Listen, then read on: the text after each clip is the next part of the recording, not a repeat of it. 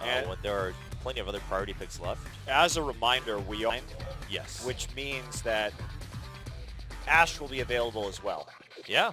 I've been wondering if we'll see that this week. Knowing Korea, it's very probably won't yet, even though they've had some time on the live server to mess with it. But we might with some of the newer players taking some of the bigger risks, or maybe trying to throw the curveballs towards the veterans. And there we go, Gragas first lock for the KOOTigers. No surprise there. Now, Gorilla has been practicing a lot of Bard in solo queue, as many people have, and will we actually get to see the Bard today? It is banned against Jin Air every single game so far this season. No one wants to let Sweet have it. He's developed quite the reputation for himself in the scrim environment, apparently. Yeah, it's very impressive that you can do that with such a niche champion. But on the flip side, they're going to take Sivir and Rek'Sai. He's been doing quite well on Rek'Sai throughout the spring season. And Sivir, of course, a high priority and stable pick for the AD carry. And KOOTigers know that, you know, a lot of experts and fans have been keeping track of solo queue champions. And so they're hovering over the Bard a little bit to get everyone's hopes up. But if we're going to see it, we're probably not going to see it now. At least not at this set of picks, I wouldn't think.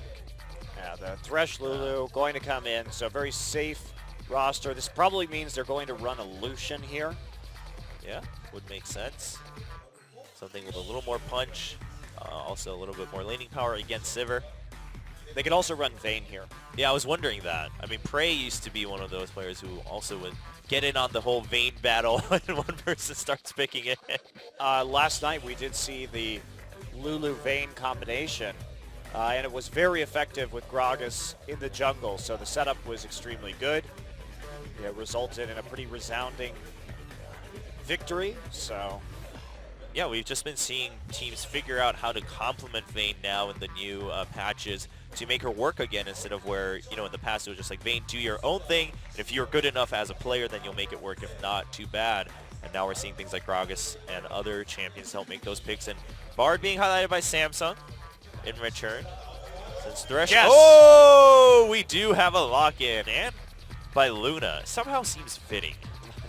There's something about the name and the look of Bard. But Bard going to be played in the first game time today. Yeah, first time in Korea that we've seen Bard. So they could go for Ashe here, but I don't think they're going to do that. No. I mean, Ashe doesn't provide, I think, enough punch to carry this team composition. Okay. Ashe Kennen, actually, I've been theorizing about this. Ashe Kennen and Ashe Renekton, I think, could be quite good together. But Jinx and Rumble instead. Rise. Okay. Jury still seems to be a little bit out on Rise, but no, they're going to play Rumble here. I would I would be very surprised if they went for the Rise here. The Rise just isn't worth it, because then you'd have two scaling champions with not a lot of wave clear. And the Rumble also provides the AoE earlier for Jinx to start getting resets. You don't want to be reliant on that in the late game. You need some extra damage in the mid game. Now, will they try and play with this Twisted Fate up against Lulu?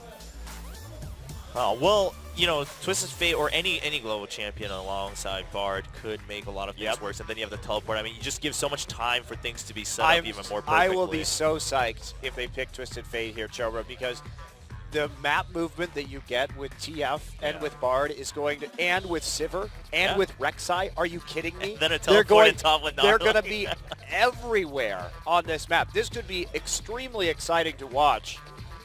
I mean, theoretically, if you take this pick, I think it's a wonderful has pick. to be able, I mean, they have the ability to play every fight the way they want to. Like, it's just there for them, all the tools they need to set it up. We've got 3 globals. Void Rush, TF ult, and then a teleport coming in from Gnar. Everyone can pile into the bottom side of the map. Oh, man. And they can move so quickly through the terrain with Bard and Sivir. Man, this is a really exciting. I love this draft from Samsung. This is really good.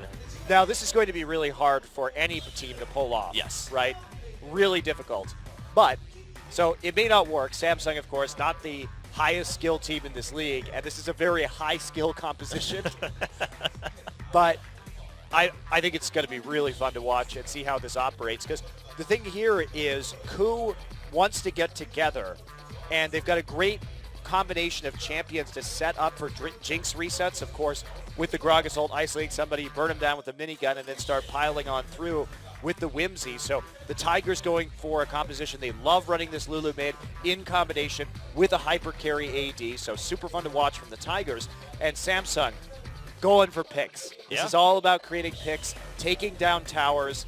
I am really, really psyched to see this game. Yeah, this composition can make picks happen when the enemy team is grouped up even with that Bard ultimate. So we'll see how well Samsung has prepared this. I mean, it looks like they've been thinking about this for quite some time if you're going to be bold enough to pick that Bard as the first player to do so in Champions here in Korea. So game one is ready between KOOTigers and Samsung. Let's see how Luna's Bard is.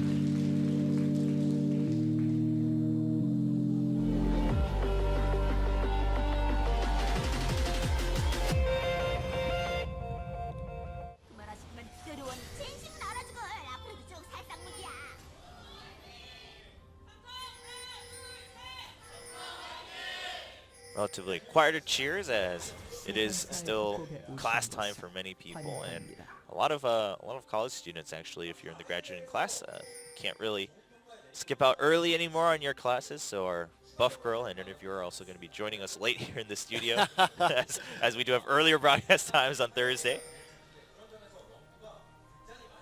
All right, well.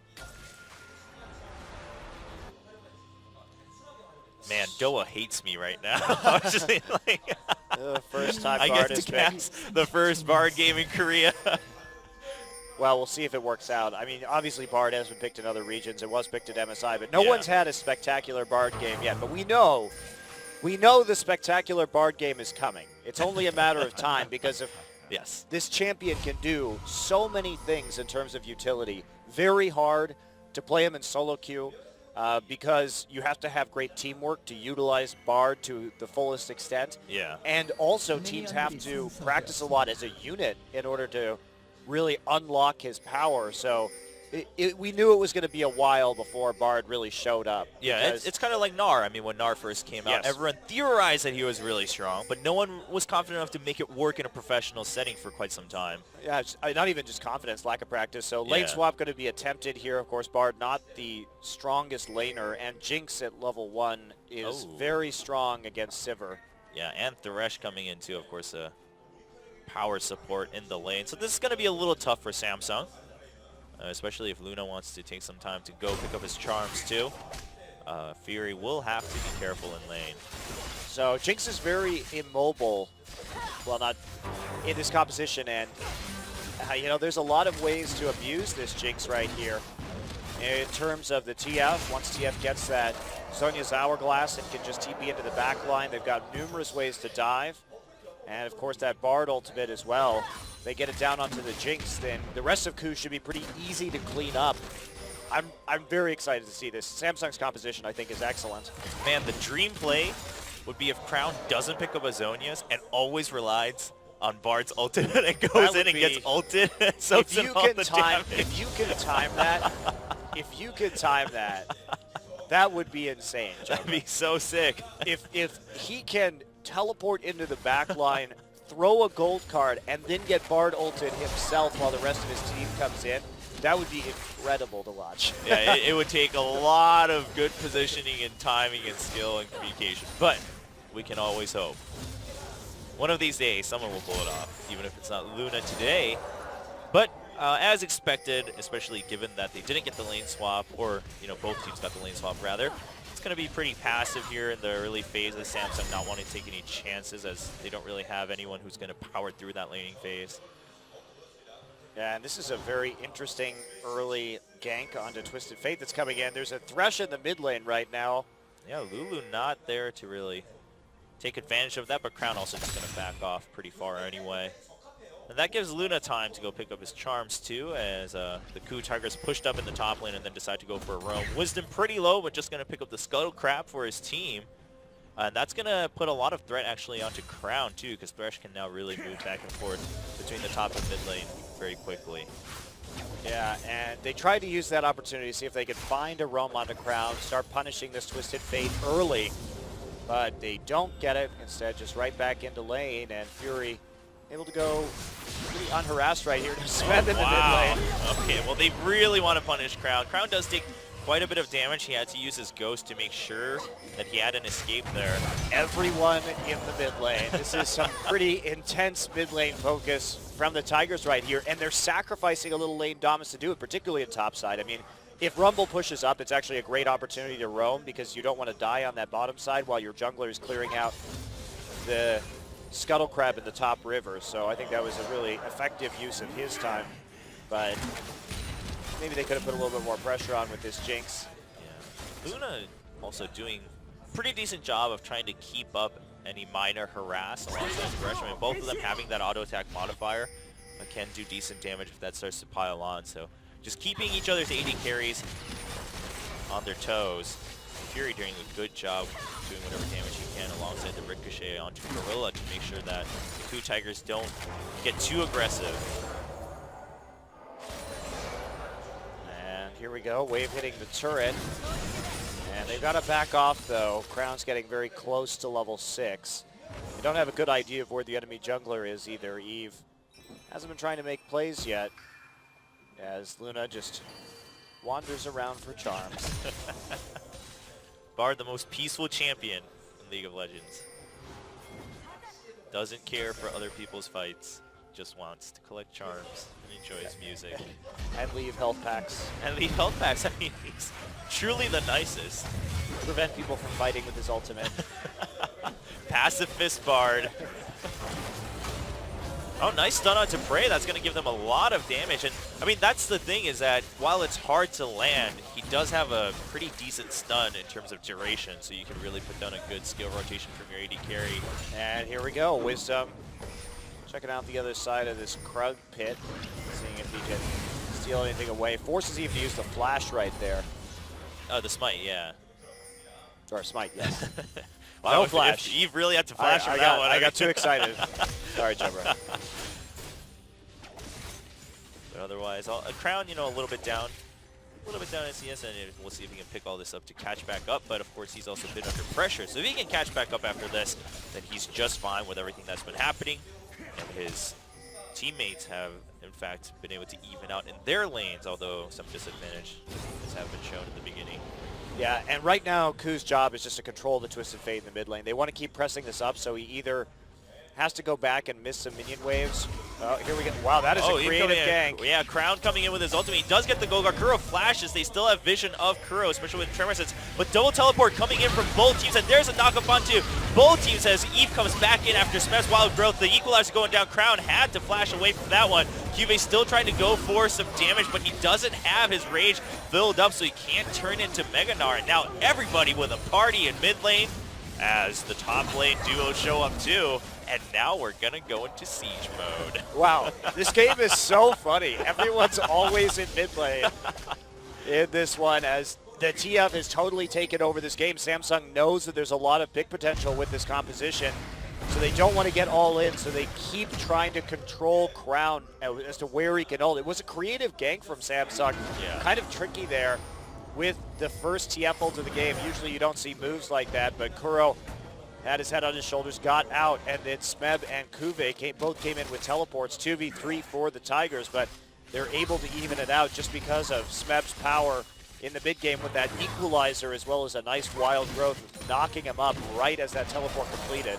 Yeah, I mean, that kind of move from Twisted Fate, we used to see a lot in the earlier seasons, especially in solo queue, because you just try to duel and be like, all right, I'm going to go home, you can push up, and then you show up at the same health but behind them, and you just ignite them and run away. So Samsung trying to go for something like that with the teamwork from Eve, but it just turned into a party. No one got hurt. Samsung having a slight lead in gold in terms of farm because of all the roaming coming in from the KOOTigers earlier. Prey trying to keep Fury at base so they can try to push this up and force Fury to lose some CS, but that's not going to happen as Samsung is able to keep the minions at bay. So we'll see what Koo does. They obviously want to group up this game. They have to fight pretty much as 5. whereas Samsung, they need to start getting some isolated targets right here. Eve trying to...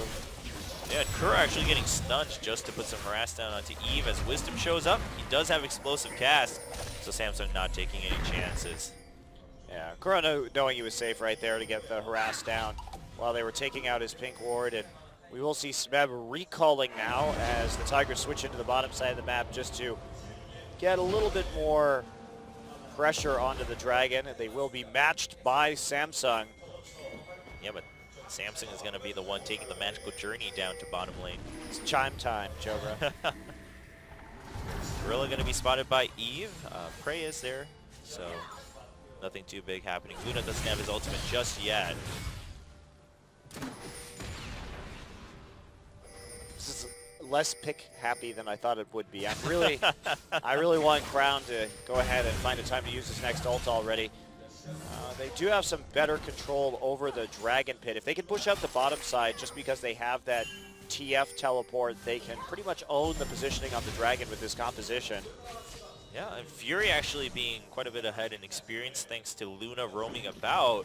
Now, once Luna gets his ultimate, Samsung will be real good shape for any sort of dragon fight, although KOOTigers do have the equalizer and Rumble. And Wisdom trying to do a little bit of counter juggling right here. Gets a ward in by the Raptor buff, but Eve not anywhere nearby at the moment. And the Tigers playing this pretty passively. SMEB taking a bit of a hit in terms of CS in this matchup, partially because of his roaming in this game. Yeah, with a couple of those early roams when they were on bottom side, that did allow Cuvée to pick up that farm, get that Hex Drinker so that he's more stable in lane. And Samsung's bottom lane duo also doing just fine while allowing Luna to roam about for his chimes. Now Luna does have his ultimate, so does Gorilla, but he takes a huge chunk from the Boomerang blade. Meanwhile, Crown being really pressured in this mid lane. He wants to stay back. He knows Wisdom somewhere nearby. Still lots of damage, and the constant pressing up on this tower is preventing Crown from actually making TP plays on the map. So they bottled him up for quite a long time right now, preventing him from really helping out those side lanes, and thereby extending the laning phase, which is exactly what the Tigers want because they're going to be so strong as a 5-man unit in the late game. And if they can get to the phase where they just group up together, they've got incredible dive under turrets, really good siege, and there's not a lot that Samsung's going to be able to do to stop that. Yeah, Luna trying to put on a little more harass now, especially as they try to find some positioning for a Dragon fight or a pick, and then into Dragon for Samsung. It's going to be pretty tricky, though, as teleports will be up at exactly the same time for both SMEB and Cuvée. Luna just picking up another chime and hanging out with Eve, seeing if they can make something happen. Fury feeling pretty safe right now in the bottom lane. We do have Wisdom walking on over to the bottom lane. Luna's going to need to watch out. They're going to spot the two members of the KOOTigers. That pink ward will be cleared by Wisdom. Maybe. We do have Eve over the wall, but there is the lantern, so Wisdom's just going to ride it out. The KOOTigers really aren't giving Samsung any opportunities to make these picks or to make these ganks right now. Every time that a lane has been pushing forward, Wisdom has been there in case there's a gank and he needs to counter it, right along the floor, waiting while Kuro pushes up that minion wave under turret. Now as Prey was starting to move forward, everyone was at the bottom side of the map once again. So they're playing very patiently right now, and the Tigers know the risks that are involved, and they're happy with their current situation. Yeah, they're a little bit behind in gold, but they know that slow and steady will win the race with these compositions, and there's just an equalizer. You see, he's not even walking up right now. Literally no risks are being taken by the Tigers. Yeah, very safe. Of course, Eve will have to take some time to clear this one out. SMEB looking for an opportunity to go home. And he'll be walking back up, trying to save that teleport also for any immediate Dragon threat. And like we discussed, of course, with that Jinx, the KOOTigers will have that higher power spike in the late game. As long as Jinx stays alive. I mean, Samsung still has the opportunity to make the picks happen in the late game too. If they pick off Prey, the game could end very quickly. Especially with the Zunya's Hourglass. That's such a key item for this composition against the Jinx. Yes, with that item, TF is a wonderful pick against Jinx, generally speaking, and that's a very interesting magical journey that you can take right there. Yeah, you can really cut some time going back to lane. clipping into the base wall. And Luna doing just fine in terms of picking up his chimes. He's been able to stay equal in level to Gorilla, which means you should be pretty happy as your meeps grow in power. I always wanted my meep to grow in power, Chobra. Yeah. The stronger your meep, the better your life. Benjamin Franklin quote right there.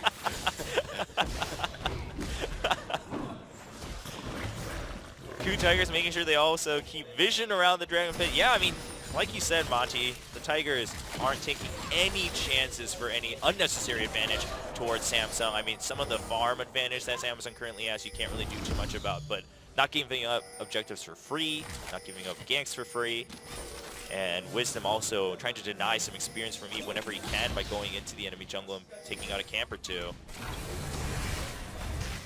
Eve also just clearing out wards back and forth. Lots of pink wards from both sides too because of the vision war that's starting so intensely. Look at the chip damage on that tower too. Crown nearly losing his turret already. And that's going to provide even fewer options. Here comes Crown. But a gank towards top. There's the equalizer forcing Crown to flash out of it, but they still get the slow onto Smeb. Can they get another gold card? He does. There's a wild card. Can QV dive the tower? He will. Crown tanking it for the time being. QV turning to Meganar at the end after he picks up the kill. Now Eve, it's up to him to defend this mid tier 1, and it looks like he will be able to. Wisdom actually being on the top side of the map.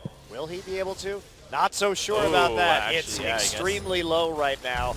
And we do see Eve coming in for the knockup and just barely able to defend. Meanwhile, Wisdom just going to hold on the top side. And that's kind of unavoidable with this composition. I'm actually impressed that it took as long as it did for Samsung to net a kill, considering the presence they have on the map with their champion selection. So as long as KOO can just normalize with this turret right now, they're trying to get onto it and pick up some more of that global gold to stay in the running. They're going to be just fine with losing Smeb. Smeb's bigger problem is the fact that he's behind 40 CS in this game because he's been playing so timidly as a result of the TF Rek'Sai combination and his fear of dying in lane. Yeah, this tower is not going to survive too long, though. Looks like Samsung will eventually just give it up, allowing the KOOTigers to equalize ever so slightly in terms of global gold.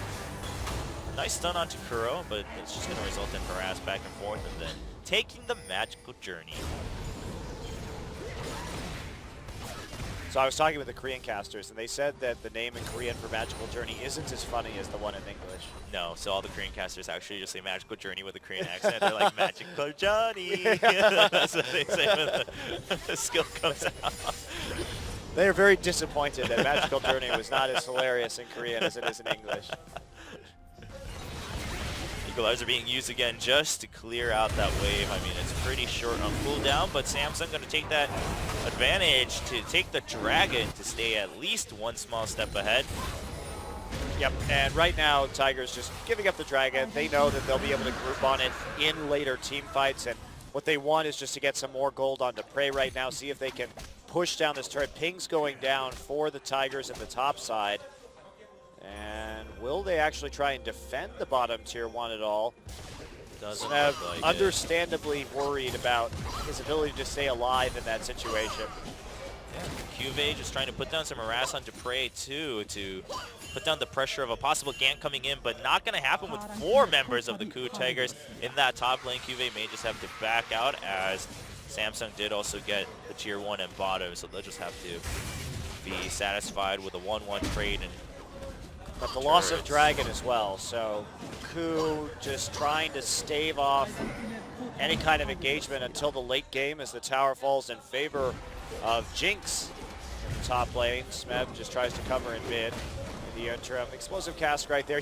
They're so worried about these picks.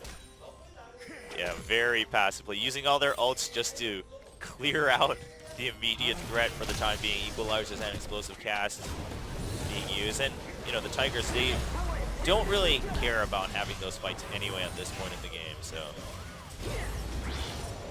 I'm just very impressed with how defensively the Tigers are able to play, and they're only 800 gold down right now, so it hasn't really cost them a whole hell of a lot yet. Yeah, they do have that one extra tower to help equalize for that. Oh, there's a Barlow, not going to hit. Magical Journey over the wall, but a double knockup onto Prey and Gorilla. A gold card coming in, and that should be a kill onto Gorilla. He's going to get it. The spell shield at the end to avoid the death sentence into tower range. And they just zoned out with the Tempered Fate right there, which caused Samsung, or KOO rather, to not be able to react quite as quickly as they were able to, and a flash double stun from Luna as well. Yeah. Hitting that tether, so nice setup there, very decisive from Samsung, but they come away with just a single kill. Yeah, so they're getting some of the advantage, not as much as they'd like, but... It's so small is the problem. When they make these plays, they got a dragon. That's probably their biggest edge to date, but only having 2 kills in the pick comp after 20 minutes is not exactly ideal. And not the greatest. And Crown going for Lichbane right after for a little bit more burst, as they do have a lot of crowd control to complement that. We'll probably go for the Zonias later on in the game. And we saw Luna using that, as you mentioned, Tempered Fate, a little bit more for zoning, which we've seen with equalizers in the past too, where you can really just kind of block off that escape route, allowing for your other crowd control to come in for sure. But we'll see if there are other creative uses for it for Samsung as the game goes on. They're going to probably need those other creative uses if they want to secure the win in this first set. So the Lichbane first onto Twisted Fate is quite interesting, because this says to me that they're prioritizing turret pressure and using Bard's mobility to just consistently out-rotate the KOOTigers and push down turrets extremely quickly, which they have a lot of flexibility in this composition to go for those picks and to have that mobility on the map so that KOOTigers simply can't respond as quickly. Yeah. Due to Magical Journey, Void Rush, and Destiny, there's really not a lot of ways that KOO, I mean, fortunately for them, they have Whimsy, so they can do some following, but it's nowhere near the speed at which Samsung can play the map. Yeah, I mean, the entire team of Samsung can rush around the map at a faster speed, and when the wave clear is relatively evenly matched, that mobility is going to favor Samsung and objective pressure. I'm taking some more boomerang harass on the top side, having a bit of a hard time of it. And we can see Prey opting for the static shift, just trying to maximize that wave clear right now. Very wise. Probably a good idea given the situation that's developing in terms of Samsung's itemization. Also Ghostblade for Fury, even more speed and movement on the map and killing turrets actually. Yeah. So this is a really interesting, I think Samsung's strategy is solid. Let's see if they can pull it off.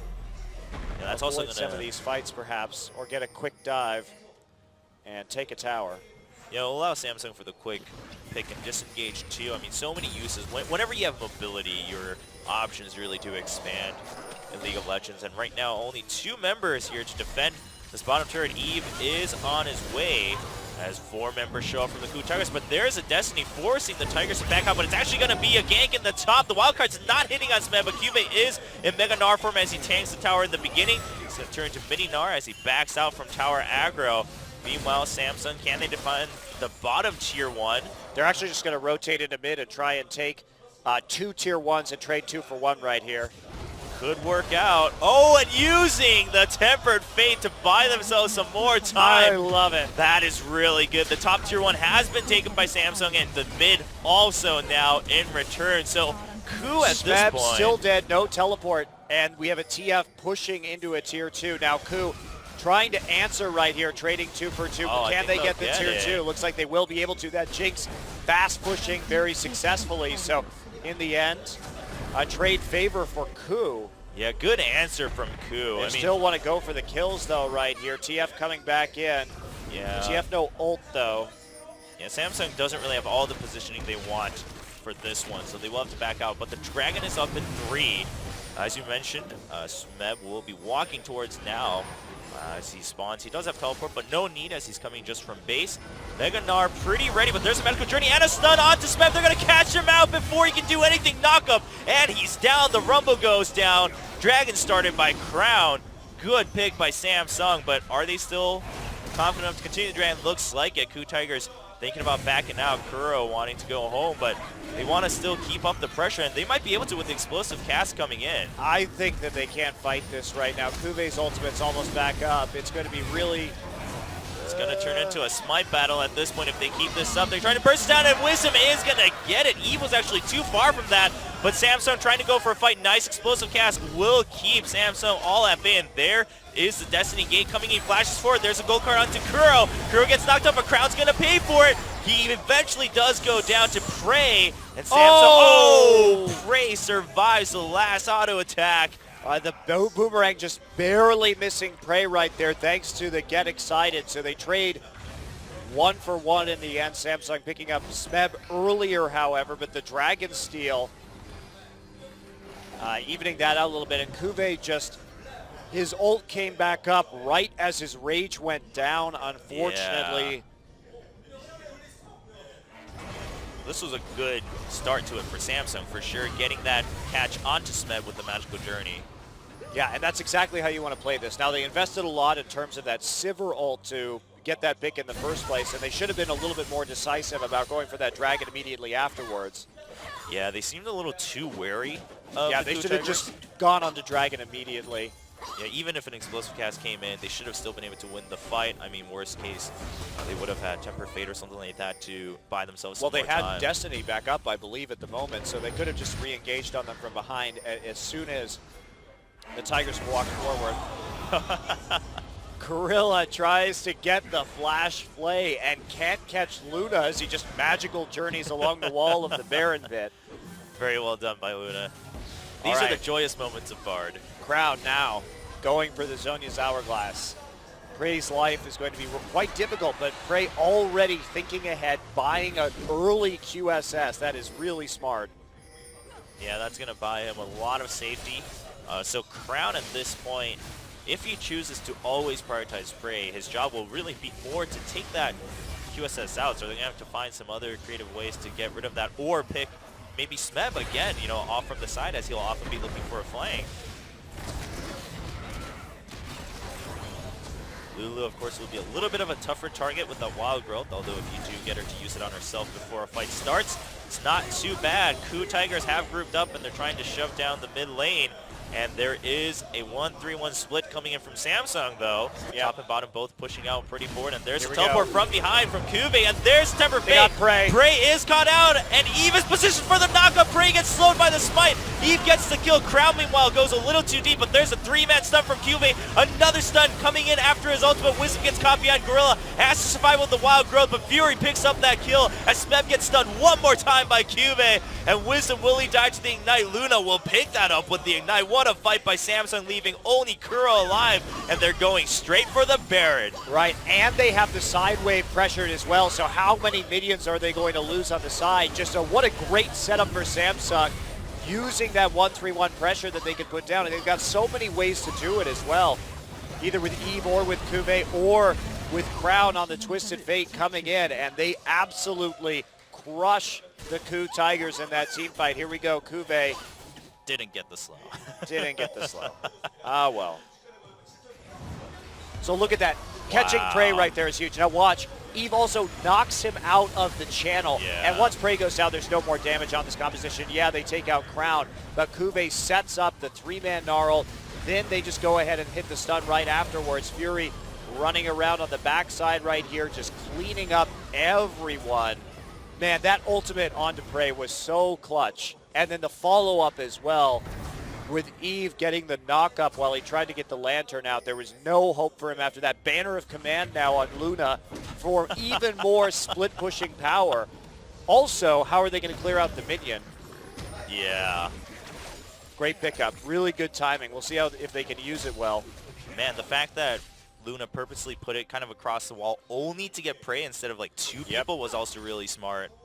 And they saw that lantern coming in too, so they cut off his escape route. Very well played by Samsung. They definitely did. I love this composition. It's so fun to see. It definitely has a lot of interesting factors to it, lots of parts to watch. Now, the KOOTigers, they've come this far, but things are starting to get a little bit out of control. Just using the locket there to make sure they don't take unnecessary damage, securing that tower. Samsung also playing it a little safe, but in an aggressive way as they do have the lead. And oh, they're looking for a pick onto Kuro. And there's a temper fade onto the tower so they can just go dive. There's a flash forward and the gold card, wild card, boomerang blade. Nice kill onto Kuro, and then they'll just commence to take the tier 2 in mid. QV standing on the side, trying to zone out anyone who might be looking for a jump over the wall, turns into Meganar. I love how decisive Samsung is at using these compositions. There's no shyness about using multiple ultimates just to pull something like that off and then set up for the siege afterwards. What a great use of that Bard ultimate just to cut across without taking hardly any damage. And here comes the bannered minion. Oh man, that cannon minion is huge. And Gorilla having to use the box to save himself and Prey. But it's not going to do too much as Samsung just pushes forward towards the inhibitor. QV does get caught as Kuro spawns with home guards, but he's just going to be able to bounce out. Actually, there's a magical journey to avoid the equalizer. The Tigers can follow through if they want, but they're a little scared as they don't have vision right across the wall. Samsung, are they looking for a pick? Faking the retreat. No, Fury baiting it in with the port. But yeah, they're just going to back out. One thing that we didn't mention about Samsung's composition is that for those magical journeys, they've got so many line skill shots on this team that if you try and follow someone through a magical journey, you're going to get hit by Boomerang Blade, wild cards, Boomerang from Gnar. Yeah. That is incredibly painful. So it's a composition that's also very punishing if you try and come out the other side as a group because the AoE threat is so huge. I mean, they also have so many guaranteed crowd control effects. And as soon as you come out, you can knock up with Eve. Rek'Sai can just sit at the exit. It's like, hey, thanks for coming over. And then you have the gold card. Of course, Bard, his kit itself synergizes as well. And Samsung will take their second Dragon, 2-1 in Dragon score. And I wonder how much that's going to come into effect when we see more Bard is how important is it to build compositions around Bard that discourage people from following you through the magical journey? And I think it's actually very important at the competitive level that you're not able just to walk through it for free. Yeah, and of course you could say with Bard, with his stun, you're never really able to walk through it for free, but you also want to punish that as hard as possible. Yeah, I mean, that's one of the problems with Bard in solo queue is that if your teammates don't have all of that prepared, even if you magical journey out from a grand chase and get one stun, the enemy will probably still chase you down and kill you because you're so squishy. So Crown continuing to split push. He does have that Zonius. Another blasting wand there. Double Thornmail for Eve and QV. They understand that the main and most likely only damage threat in the late game will be Prey. I mean, of course, a Rumble does hurt a little bit, and Lulus can get big if they get Magi Soul Stealer, but we're not going to see that as they also need to protect Prey for their composition to work. Lots of bursts onto the tower with that Lich Bane. Eve making sure to keep his teammates safe as Fury joins up in the bottom lane. And they're just going to take that, and Fury just going to on the hunt to get away. Yeah, what are you going to do if you're the Tigers right now? You don't have the tools to stop this split push. You really can't engage on them. Kuve here with the bannered minion, top side. Yeah, the KOOTigers, I mean, Smeb has teleport, but obviously not going to feel too good. So he's going to walk on over, giving a lot of damage, halfway down already. That cannon minion still living for a long time. There's the Destiny coming in from Crown just to get vision, and that's allowing the other members of Samsung to now push back out the bottom, and he's actually going to go back up to top as soon as they can jump back in, as soon as they notice the other members of KOOTigers are retreating. Really well prepared and good communication coming in from Samsung. They obviously have practiced this a lot, which is really good to see. They're very prepared for how to play out this situation and use their mobility to the maximum extent. Even though the Tigers did a great job of shutting down this Twisted Fate in the early game and playing defensively, it's just been too much. Prey simply hasn't been able to stay alive, and he is the focus of these competitions. Without Prey, now that we reach the late game and some of the tanks are getting bigger on Samsung, there's not enough damage to carry them through a team fight. Yeah, not much at all. And Smeb prioritizing that Zonias. And he will be going for a Void Staff next. So he'll have more damage, but It's not going to matter if Prey gets picked off and Smeb is caught with all the other crowd control coming in from Samsung. Well, it's interesting to me, too, because Prey has done pretty much everything he could this game to stay alive, picking up that QSS as a third item before he gets that last Whisper. So it's not like the Tigers have really been building incorrectly, and they weren't even wrong to group up as 5 and siege in that mid lane. The issue was they just didn't see the engage coming fast enough, and you really have to be on your toes when Samsung can swarm all over you so quickly. Yeah, and again, so many ways to initiate from afar from the fog. Even if you have wards right next to you in the lane, the Tempered Fate has a long range, and Destiny Gate, of course, coming in from halfway across the map. There's another Destiny. Is he going to come in with the Zonius? Can he get the Ghost Stun? He's not going to. He's just going to have to Zonius right on the traps, and there is a good equalizer to disengage. Prey does get a kill. He is excited, but he has to run out, and he's taking a lot of damage from the Boomerang Blade and wildcards coming in. Luna was sacrificed, so Samsung without that Temper Fate. How confident are they? Whoa, Fury flashing forward, almost gets a kill on Takuro. Yeah, trying to reinitiate that fight, bait him back in after Kuve hit the Mega Gnar. Now, can they get this inhibitor all the same? Looks like they will be not quite able to, even with the Lich Bane. Yeah, Fury actually backing out while his teammates looked like they actually wanted to take the inhibitor, but because Fury wasn't there from the beginning of it, they're just going to back out, not going to take that chance. Even one hit being missed out, of course, can mean the difference between getting caught after you take that inhibitor. Yeah, Luna couldn't quite make it work that time, but nice attempt.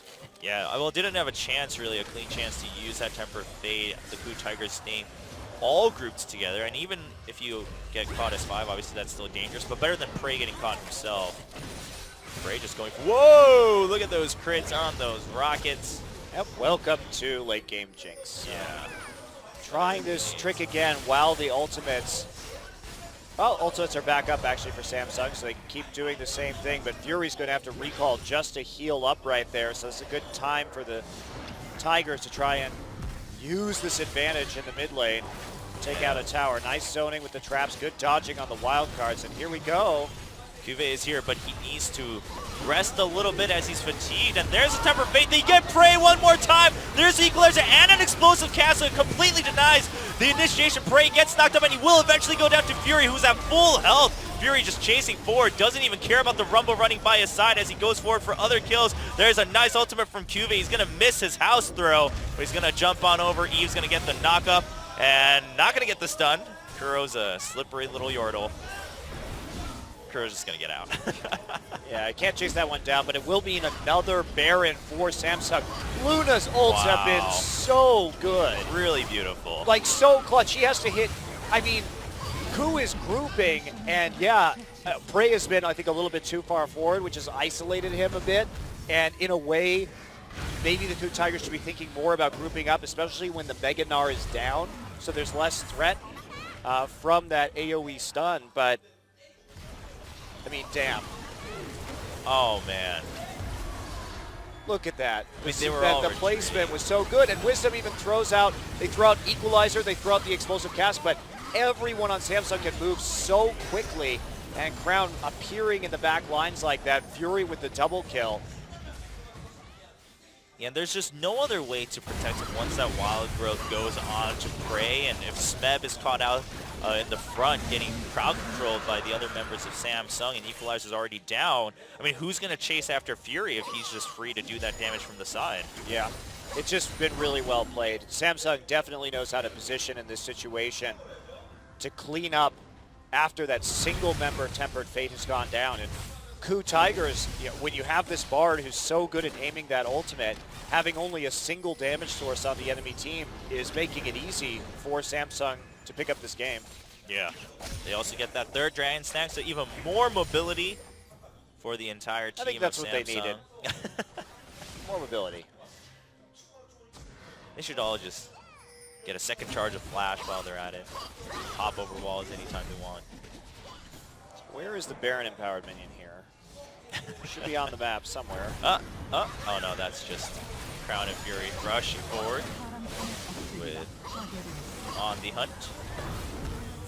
There's Destiny just to make sure they have vision of all members of the Tigers. A nice Boomerang Blade. I mean, Fury's doing just as much damage against Prey when he can get that poke to kick off the fight.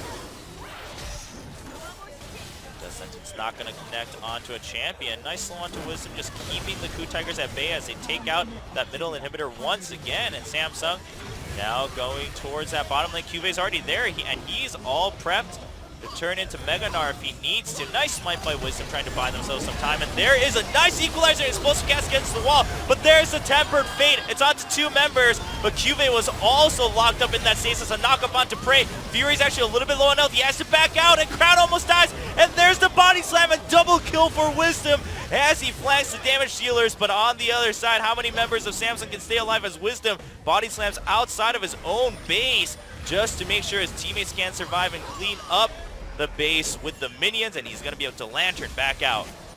And this is another case where the KOOTigers are fighting so well from behind. 15,000 gold deficit, and they're able to win that fight. No doubt they have a strong composition, but they got caught unawares early on in this game. And so they're having to play from really far behind. And look at that. What a great combo right there. Luna and Fury get knocked into the wall, still taking equalizer damage. Kuve goes in, but he gets hit up by that Tempered Fate, hitting that stasis, and Prey instant cleanse on the gold card that hits him as well. There's the Wild Growth, and he's able just to kite everyone out. No more crowd control to deal with this Jinx. Yeah, and really well done. I mean, QV getting hit alongside the enemies with that stasis cost a little bit. Yeah. It wasn't the most deadly factor, but he couldn't set up his Gnarl. Yeah, he couldn't either run into a lockup onto Prey, so Prey had that chance to just run out with the Whimsy right after, avoiding that stun. So Samsung will have to watch it a little bit. I mean, that's the main difficulty of playing Bard. So that the location of your ultimate can really make or break the game.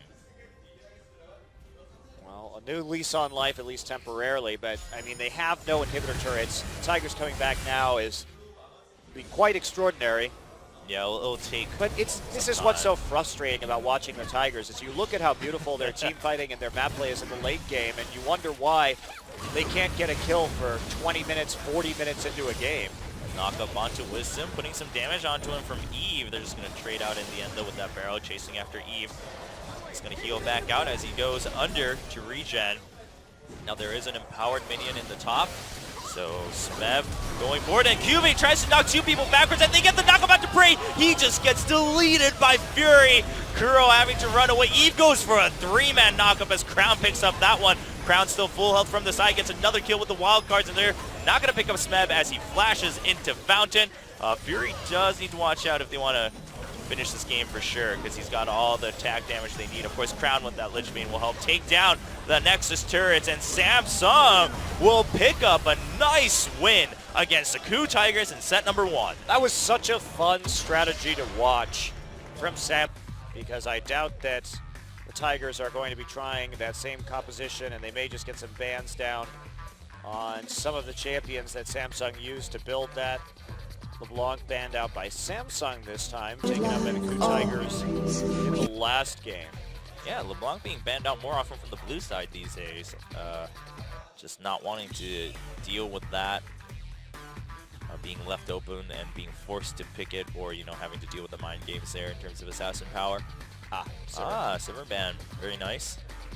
Really targeting Fury's Makes sense. Makes sense. Just take away the Sivir, but they still have to be worried about Samsung taking Jinx. Yes. Now, and trying out one of those new Jinx fast pushes that we know they have a lot of comfort with. They don't want to first pick Gragas, which means that they may want to first pick Alistar or Azir.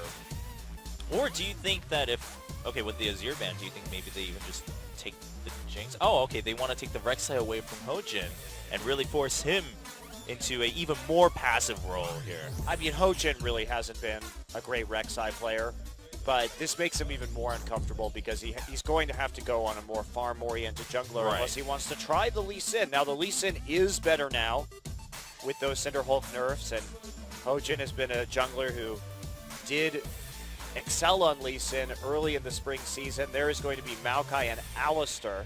No need to take the Lee Sin this early when there's some of those priority picks left up. A lot of tankiness. Yeah, much more tanky than they were last game, and That's going to mean that Samsung, I mean, sure, pick comms can still work if you can pick out their, mid and AD carry first. But it will be a little tougher, especially with the likes of Maokai and Alistar, who can just break out of other crowd control to help protect his carries. Bard is open, though. They didn't choose to ban that Bard out. They chose to just ban out some other factors there to make it more uncomfortable for Samsung. And Samsung having some debates about what else you want to prioritize. The Maokai and Alistar have been... They may go for Hecarim here. They could take Hecarim.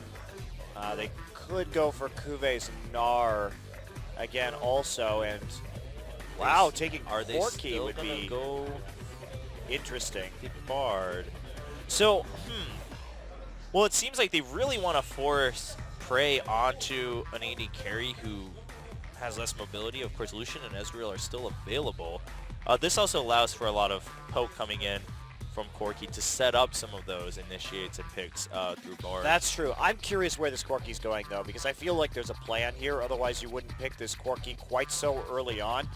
And looks like they have two choices. They could try and gank the Maokai lane and then set up perhaps a Thresh Lucian lane and play Lee Sin where they have a lot of kill pressure. Or they could try the Sejuani and really just go for late game tankiness and outscale this Corki's ability to do damage to the massive front line that Koo has. I mean, even Corki Poke isn't going to do anything against Maokai, Alistar, and Sejuani in the late game. Yeah, it's going to be pretty rough. Sejuani will be picked up by Hojin, so Koo much tankier in the front line. They really have a lot to block for Prey, and Prey won't feel the need to necessarily stay up front and do that damage early on in the fight. They can wait until the fight starts, and Prey can just start to whittle down from the back line going forward while Smeb and Hojin stay alive. So Samsung almost certainly going to lane swap this game with Bard Corki against Lucian. They'll have a hard time in lane if they try and do the 2v2 against that before that Corki hits 6. And so much kill pressure actually from the Alistar too. If you just get that combo onto Bard, he's so squishy early on. TF coming out again. I mean, hey, if you're going to go with the Bard, you got the Rek'Sai. Wow, Samsung really all-inning on the early game. If they go for Lee Sin, could be the top lane Rek'Sai. Yeah, could be. Has been played in China recently. And Trace plays it a lot in solo queue in Korea, but that's what it's going to be. Lee Sin and TF. All right, and now for the Tigers. Perhaps looking for a little bit more pressure in that mid lane. I mean, sure, Lulu was able to pressure the lane, but there wasn't really any other threat after the lane phase ended from Lulu. So going with Kassadin also has a little bit of mobility to boot with that Void Walk, so Kuro will be picking up the Kassadin for some lane pressure. Yeah, very big scaling composition from the Tigers. Again, they're in a situation where if they can stay safe early, they should be okay. Samsung, not, I feel, as good of a composition this time without that Sivir.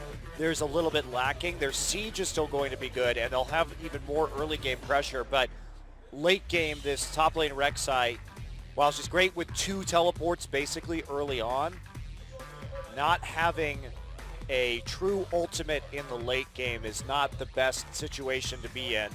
Yes. So Samsung, this team composition really all ends on the early and mid game. They have to have a massive advantage to take it late against the Tigers comp, because otherwise they'll just gonna get smashed. Yeah, there are a lot of interesting things you can do with Lee Sin and Bard too, though. If you kick someone out, and then you can just stasis every one of the enemy team with Lee Sin, keep him alive, just get that pick and then re-engage. So we'll see if this is also something that Samsung has prepared, or they're just trying to force the hand a little bit more from KOOTigers, see if they can get another win with Bard without having to show more of their cards today, or if the KOOTigers will go on to set number 3 after tying it up 1-1. I mean, there's a lot on the line for the reputation on the Tigers side here. And we will have to see Kuro playing very passively early, especially if there's a lane swap. All right, well, set number 2 between Samsung and the KOOTigers coming right up.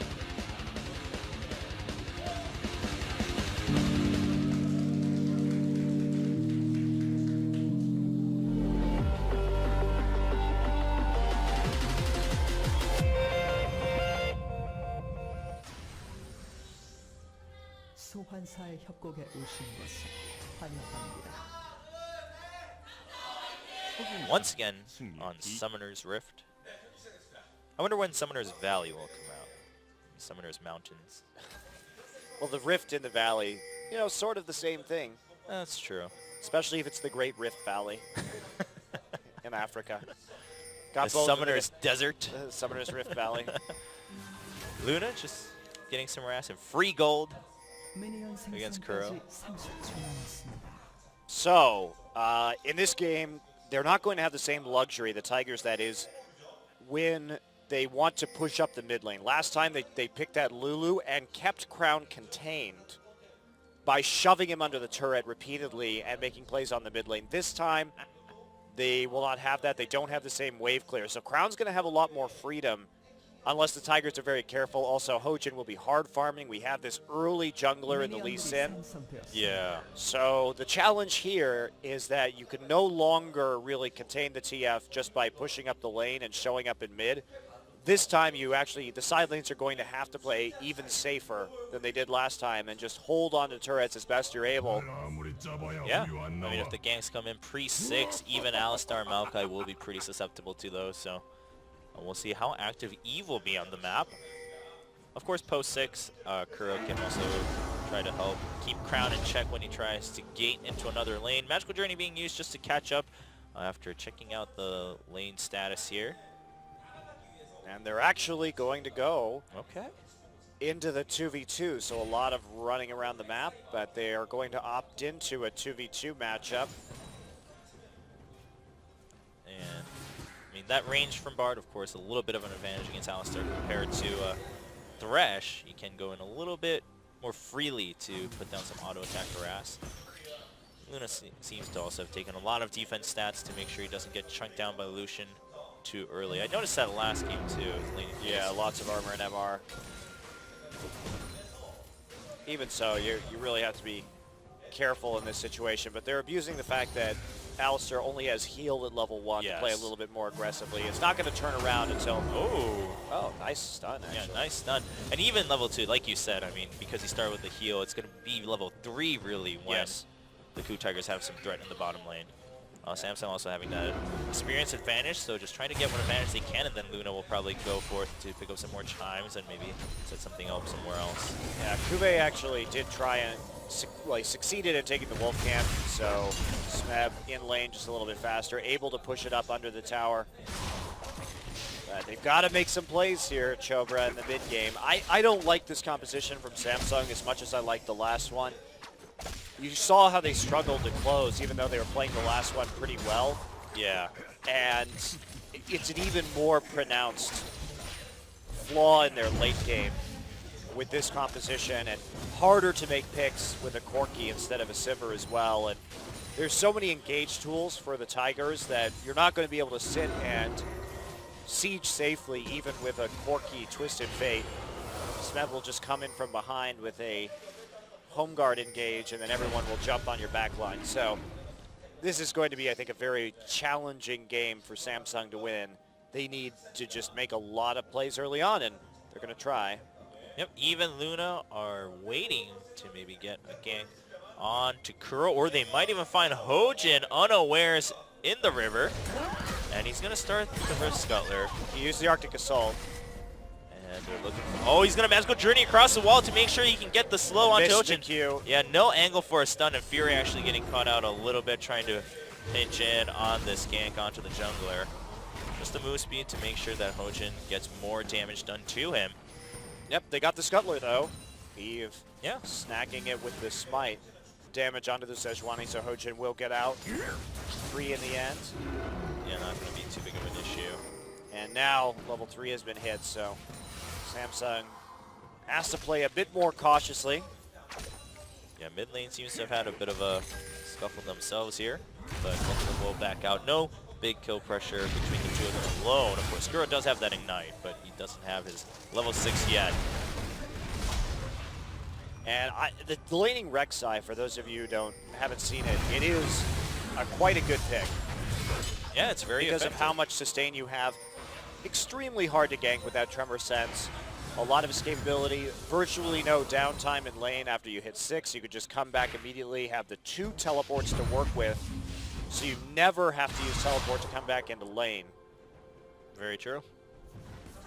So we'll see if they can really take advantage of that, especially two, to either get ganks or get Dragon or both.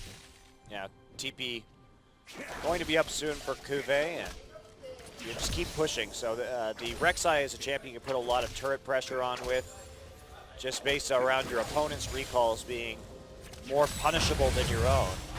But still no big movements from Eve. Yeah, he's been playing a little bit passive too. I mean, for one, obviously not as many opportunities presenting themselves because of the way the KOOTigers are playing, as they should, appropriately. So just trying to at least keep up and farm, but Hojin is getting that slight edge in experience so far. Luna just doing what he can to keep Prey and Gorilla zone. Has given Fury quite an advantage in CS for now while this wave starts to form in the bottom lane. Eve trying to find Kuro now. Crown does have his ultimate available at this stage. Kuro opting for a blasting wand first, just for some extra trading power right here. Not too concerned about getting hit by the wild cards, confident that he can dodge it. Luna now coming up just for a deep ward before magical journeying his way. Yeah, Kuro not going to find an angle on that.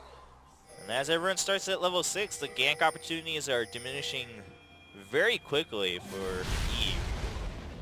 Every lane's going to be super tough to get a kill in. They will continue to clear out wards around Dragon Pit, though, making sure they have that vision advantage. Another ward still there in the river from Gorilla. Yeah, Luna's roaming this game. Just hasn't actually resulted much of anything. But it does get a nice deep ward in. That's, I suppose, valuable in its own right. And the nice thing about Magical Journey is that you can play pretty risky in terms of your ward placement. Yeah. Because you'll be able to get back to your allies so quickly. And you're not caught in a 2v1 situation or some unfortunate ban-up situation where the other team has that advantage. So meanwhile, we saw Crown maybe looking for an angle in top lane, but the lane was starting to push up a little bit, and Smev, of course, has his ultimate. Kuro having a little trade with Crown. They even out, so Kuro is pretty happy with that. He is the one with Ignite, so if they keep having even trades, he'll be the one with a little bit more kill pressure later on if it happens again. Crown's out of lane. MIA danger of being ganked, and that's just going to be the blue buff handed over. Not actually any movement on the map to get the gate down, but good heads-up play by the Tigers as they play super defensively for the second game in a row. We've seen this before. Well, it's gonna be a lot more effective this game than it was last game. Definitely, and we saw Rek'Sai also taking that Gromp back and forth with that mobility with the tunnels. Was able to get more of an advantage as he can. And SamSung going to take this quick window to try to go for the Dragon as they saw the bottom lane from the Tigers go home. And looks like they should be able to get it unless Hoshin goes for some crazy risky play for a steal here. Just going to put a ward down, back out. Doesn't want to go in, especially when everyone has their ultimates on both sides. Yeah, takes the ward out as well before it can quite close. Oh, uh-oh, Luna's going to get caught. He can't magical journey out here. And that's a quick first blood for Prey. Yeah, that was pretty greedy. Yeah. I think he saw, you know, Hojin take that ward out and said, all right, well. You have to know that that's the timing when Prey and Gorilla kind of come back into lane. You made that initial decision because you wanted to take the Dragon while the dual lane was gone. So trying to get some wards up towards their jungle when they're definitely back at that stage, not something you want to be doing. Yeah, it did seem a little bit mistimed. They already saw Hojin too. They knew exactly where he was. That was a really boneheaded move by Luna. you know that one's coming, 100%. Kuve just playing super sneaky with all these tunnels going from brush to brush. I'm actually surprised that Kuve didn't take Smite here, that he went for the Flash instead on the top lane Rek'Sai, just because the Cinderhulk Rek'Sai, pretty scary, and it also just speeds up your split push. So he instead opted for the Cowl first. Yeah, I have to think that the Flash maybe just purely because they're playing a comp around Bard. And here we go, a nice magical journey coming in with two members. Can he get the stun onto Gorilla? There's a breakable wool, and Prey does get stunned, but he gets some nice culling damage onto Luna. Crown coming in too, but they can't get a kill. And Yeah, this is what happens post level 6. I mean, who are you really going to pick off? Gorilla played that very well, too. Just waiting for people to come through on the magical journey and bouncing them up with the pulverize right away. It's kind of what we talked about last game, but being done towards board Steve instead of them doing it to enemies chasing them through. Nice trade from Kuro. Yep. And big board still protected by Kuro right there. That's been a thorn in their side this whole game. So first TF ult not going exactly as planned, but it did blow Smeb's TP. He did cancel it on the tower, but they're going to have another opportunity with this Rek'Sai to make a TP play if they want to. Yeah, and they do have Tempered Fate still, so they could maybe even go for a dive. Especially with Gorilla's ultimate also being down. Lots of threats can't be eliminated from that heavy anti-dive factor that you get when you play Alistar. Yeah, Alistar really an important pickup here for the Tigers. It was banned by Samsung in Game 1. I think they realized that the Alistar foils a lot of their plans with his composition. Right. So letting it through in this game, which is why I was surprised they first picked the Rek'Sai. Very true. Instead of picking the Alistar themselves.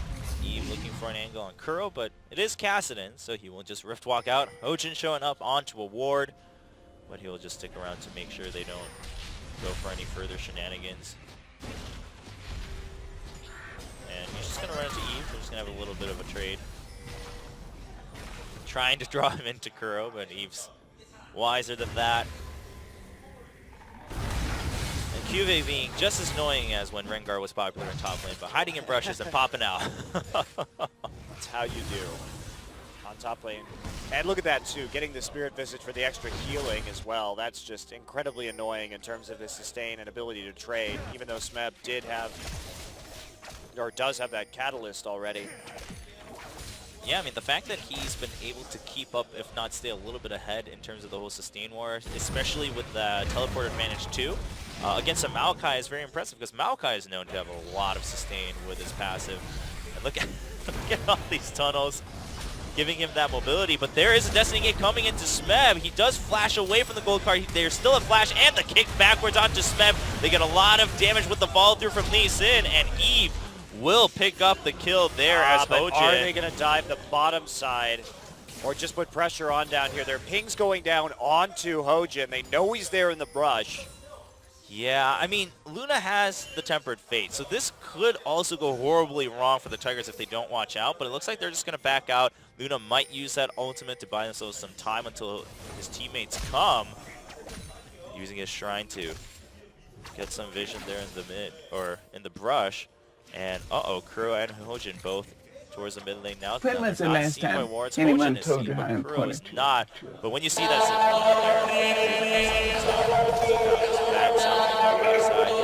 there, top. So successful gank from Samsung, but it was at 13 minutes into this game, so that doesn't mean very much for them right now. 1,000 gold advantage, but not a whole lot else going for them. And they have to get a lot more than this. We'll see how they do when Fury gets that Trinity Force. He's getting very close right now. Should get it on this recall, and then Prey completing that Infinity Edge already. Prey, of course, usually preferring to go Ghostblade Infinity Edge on his Lucian builds. Likes to have the big cullings with the Ghostblade active to chunk out people and make the most of that poke. Yeah, that'll be good against this team. I never am pretty squishy, so if you get a couple hits from the culling down, they won't be able to go in for the picks as easily. Looks like Kuve might be going Black Cleaver. That is interesting. Okay, I mean, Black Cleaver. It's a good item on Rek'Sai for sure. Yeah. Going to be able to quickly stack that up with your Q. Yeah, and Smeb is just going to be forced out of it as they saw Luna and Eve towards that mid lane. And that's going to give Hojin a chance to try to go for this dragon. Looks like it will be free. Eve going to try to trade that for a red buff and that top tier 1 turret in favor of Samsung. So just some... I like the emphasis Samsung has on gold right now first over the dragons. Oh, and there's a gold card onto Kuro, and he's actually going to get stunned on the wall by Luna. Teleport coming in just to extend the time from the turret aggro there. So Kuve using that accurately and then canceling it so that he can just still stay up there and collect a little bit more farm. Really good communication coming in from SamSung. And there's Destiny. They're going to see Gorilla. They get a nice stun onto it, but they don't want to go in just yet. They've used a lot of their abilities for that one kill in mid lane. Yeah, Kuve there as well. Just get some extra damage onto Smeb. Not a whole lot, but Kuro really paying for that. And 2 towers actually traded for the Dragon as SamSung just collapses on the top side of the map after Smeb goes back. Yeah, the Tigers did get that tier 1 in bottom, but it was pretty prime for the taking there because of that early push they had against Fury. Yeah, and good stun by Luna, follow through.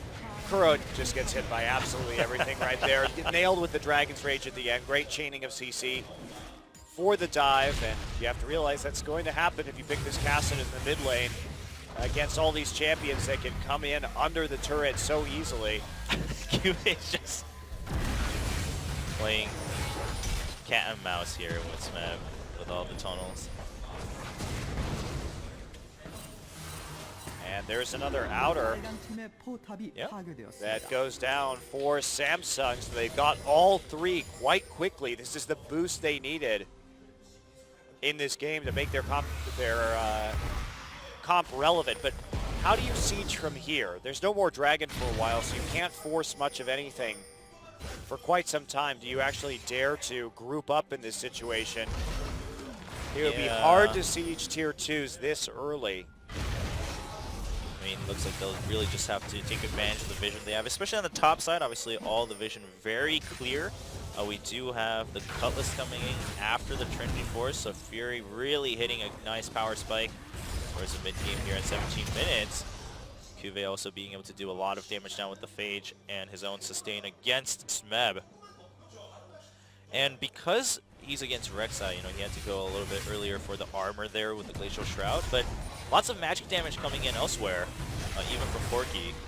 So Smeb not going to be that tanky yet. So it looks like they will be grouping up top, but the KOOTigers reading this accurately. They saw the aggression from Kuve and not going to take any chances. This is how the Tigers have been playing in the summer season. Super cautious, and Luna trying to take out that ping, but he's going to have to magical journey out. Yeah, Kuro's set up a wave in the bottom side that should be slow pushing towards Samsung, so they're going to have to go back and deal with that eventually. So there is a timer on what the Samsung Galaxy team can do on the top side of the map. Kuro just slowly clearing out waves, moving between top and bottom and trying to hold that side of the map. So Tigers is turtling their best at this stage. Crown being sent to take care of that bottom wave while Fury and Luna show up in mid. They do need to watch out a little bit, but Eve is nearby. Now Kuve could be open to a flank, but tons of wards in the top side for both teams, so no one should be caught unawares. 4 members here in mid. Can Fury do enough clear? Looks like it. He clears out the first wave. Nice stun from Luna onto the minions to buy some time. And that's given Crown so much time to push right back up to the tier 2. He's just checking to make sure they get vision of the enemy champions again. And it looks like, yeah, they're missing still some of them, especially Kuro. So Crown will just back out, regroup with his team. Not the best culling right there. Didn't save it to actually push forward the minion wave. Just got a couple of errant hits onto Corki. But this TF less threatening the split push this time, deciding not to build the Sheen right after the Unholy Grail. Yeah, Kuro's hiding in the jungle right now, trying to get a pick onto Crown, and they're going to run right into each other. And there's a teleport coming in from Smeb. Crown looks like he'll just have to Destiny Gate, and he does get it after the stun onto Kuro. But that's a big spell used for Samsung, where they just have to use it to back out. But that pressure really isn't relenting right now. Kuve's going to get some damage down onto the tier 2 turret. They get the blue buff onto Kuro at least, but how much are they giving up for it? Looks like about 50% of one tower's HP. So well done by Samsung, not immediately going for the counter teleport there out of panic. They know what their composition is, and they can't just match the initiation with their own aggression. Just have to pick their own fights on their own terms. So Samsung playing their composition very patiently, in fact. Well, they are, but this isn't a composition that you can really afford to play patiently. At the very least, they're getting some chip damage down on towers, but they need to make headway, actually get some of these tier 2s to get that money. so they can remain relevant in the late game. Crown actually going for the Zhonya's Hourglass first. I'm not sure I like this Chopra just because the split push is really effective for them at the time being. Right. And they need those tier 2 turrets down, and we see this TF constantly in the bottom side of the map. So why not go ahead, get the split push that you need. I wonder if he just feels a lot more threatened from Kuro's Kassadin. That can come and just try to start a duel with him.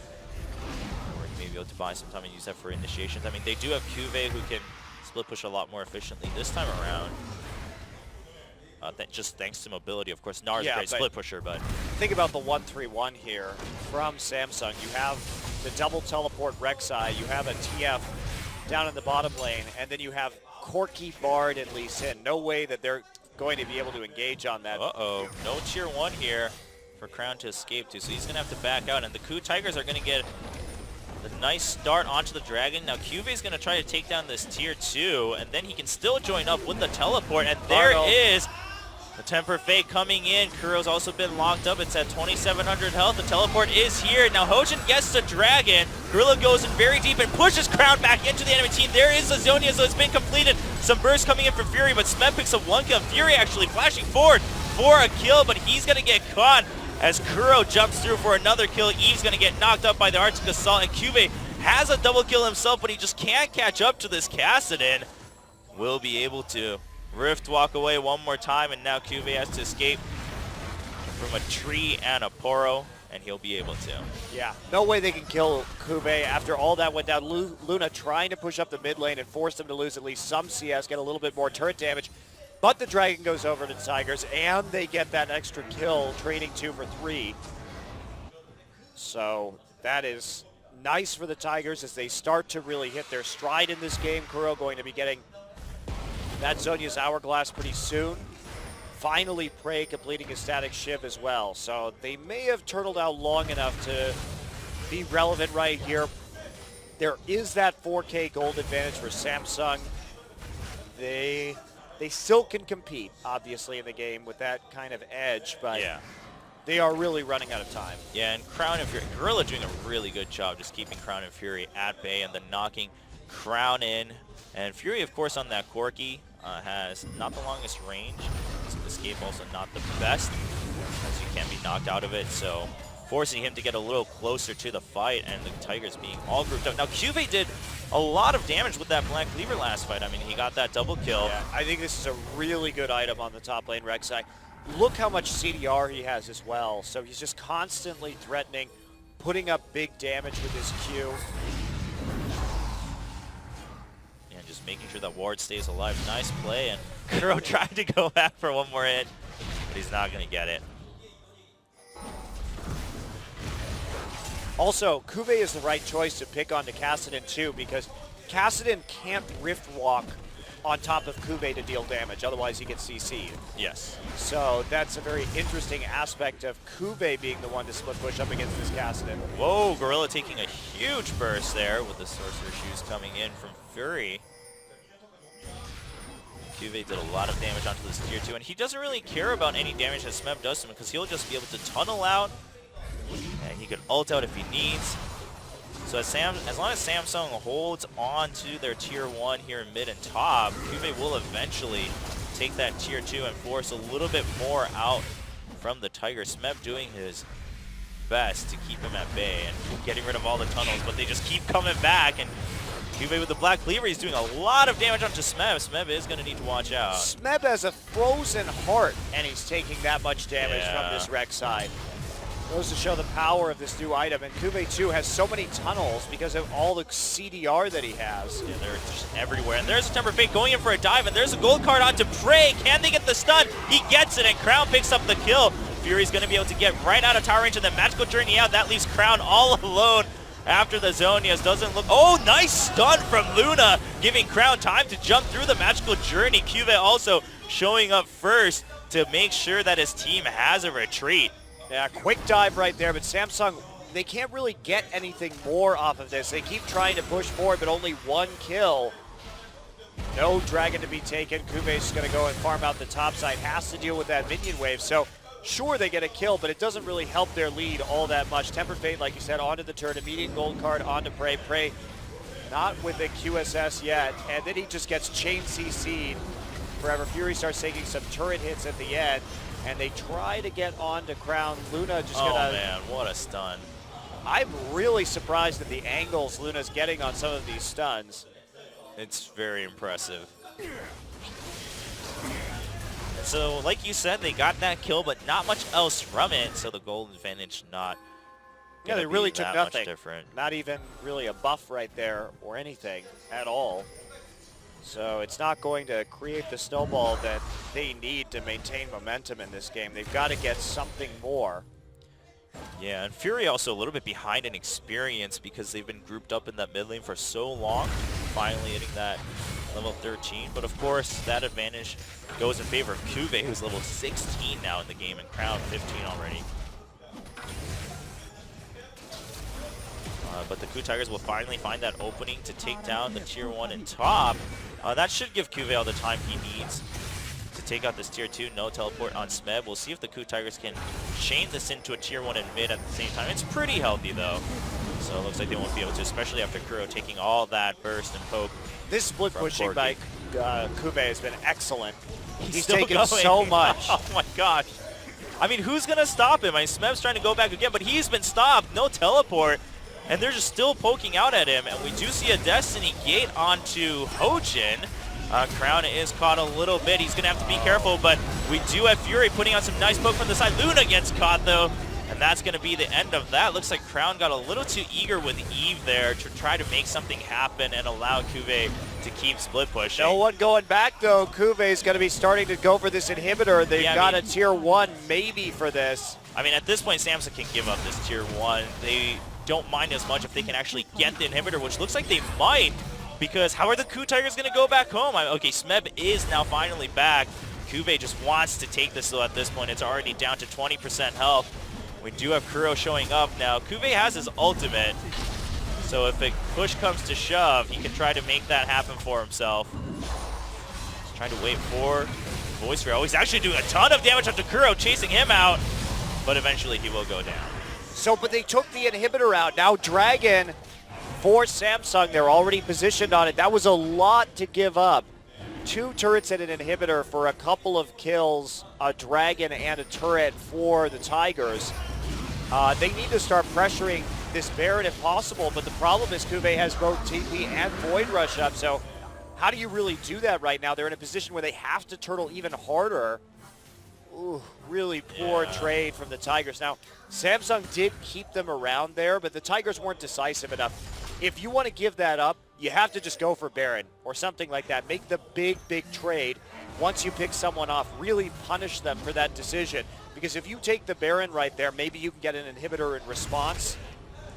Right. But just diddling around the mid lane, waiting, and not being so decisive about recalling and then allowing SamSung to delay your recalls really hurts you. Yeah, and KOOTigers now with the Randuin's finish, level 17. If SamSung wins this, KOOTigers will be right on track to take that MVP, doing so much work for SamSung.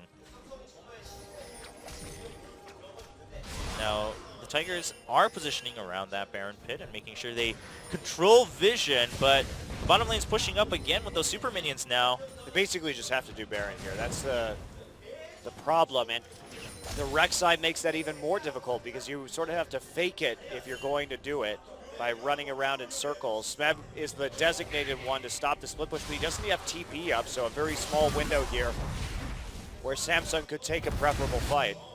But they've got... it's back, the Banner of Command, now pushing up alongside KOOTigers here in the top lane. That's going to be a real bane for the Tigers. I mean, they can group up all they want and get some good fights, but if KOOTigers pushing with this minion, and Kuro can't stop this. I mean, SMEB is going to be the best at barely stopping it, but not really getting any advantage from that either. So SamSung looks like they might try to position for a Baron, or at least a pick at the Baron pit, as Gorilla just goes in safely to place that ward. It will be cleared up. KOOTigers making sure he keeps track of the jungle with Tremor Sense, and SamSung's going in. Luna's positioned. Prey, Hojin, and Gorilla all a little bit separated. A nice attempt at a stun. Not going to get it, though. Try to get the slow first from the memes. There's a gold card, though. Gorilla is now at half health, so he is going to have to watch out. Kuro shows up. Kuve takes no damage. And, I mean, the Tigers, they really want to regain more vision here. But what they do have is vision in the lower side of the jungle. So they know that SamSung hasn't completely retreated from the Baron pit. Right, so they're at least able to keep eyes on that for the moment, even though if all the Hojin is going to face check this. Yeah, well, he saw Luna out there, but Hojin's going to get kicked backwards. He takes a lot of damage. There's a calling, but Crown is in his zone. He has Stasis. Prey still gets the kill as Kuve shows up. Kuve's going to keep on Prey, and he almost gets the kill, but he'll have to back out. Very tanky. There's still poke coming up. Cross the wall from Fury, and Eve is still alive. There's the magical journey. As Kuve goes, he tunnels out. He gets a hit on Takuro to tell him to back off. And there's a Righteous Glory coming in, but look at the damage onto the Nexus turrets. Can they get another kill? They can't. So a 2-1 kill score in favor of Kuve. Oh, actually, they will get the dive on Fury. Fury getting a little too cheeky. They have to get Baron here. But there's the Void Rush. Kuve's coming back in. He's trying to delay it as much as possible. That is the most annoying Rek'Sai. I mean, the Tigers can't do it now safely. Eve is still alive, too. And Kuve's just keeping them at base so they can't go back to clear this. Gorilla does finally come up, so they won't lose the second Nexus turret, but they already lost one. It's a lot of damage done against the base of the KOOTigers. And now they have to all recall, so okay, a couple of kills, but again, they fall behind in terms of objectives. SamSung just out-trading them every single time. Yeah, starting to chip away at that top lane inhibitor turret also. The inhib should nearly be back up, however. Yeah, so KOOTigers will get some breathing room, and they'll have to really abuse that timing to at least gain some control over this side of the map so that SamSung doesn't get both a Baron and the inhibitor with Rek'Sai's mobility.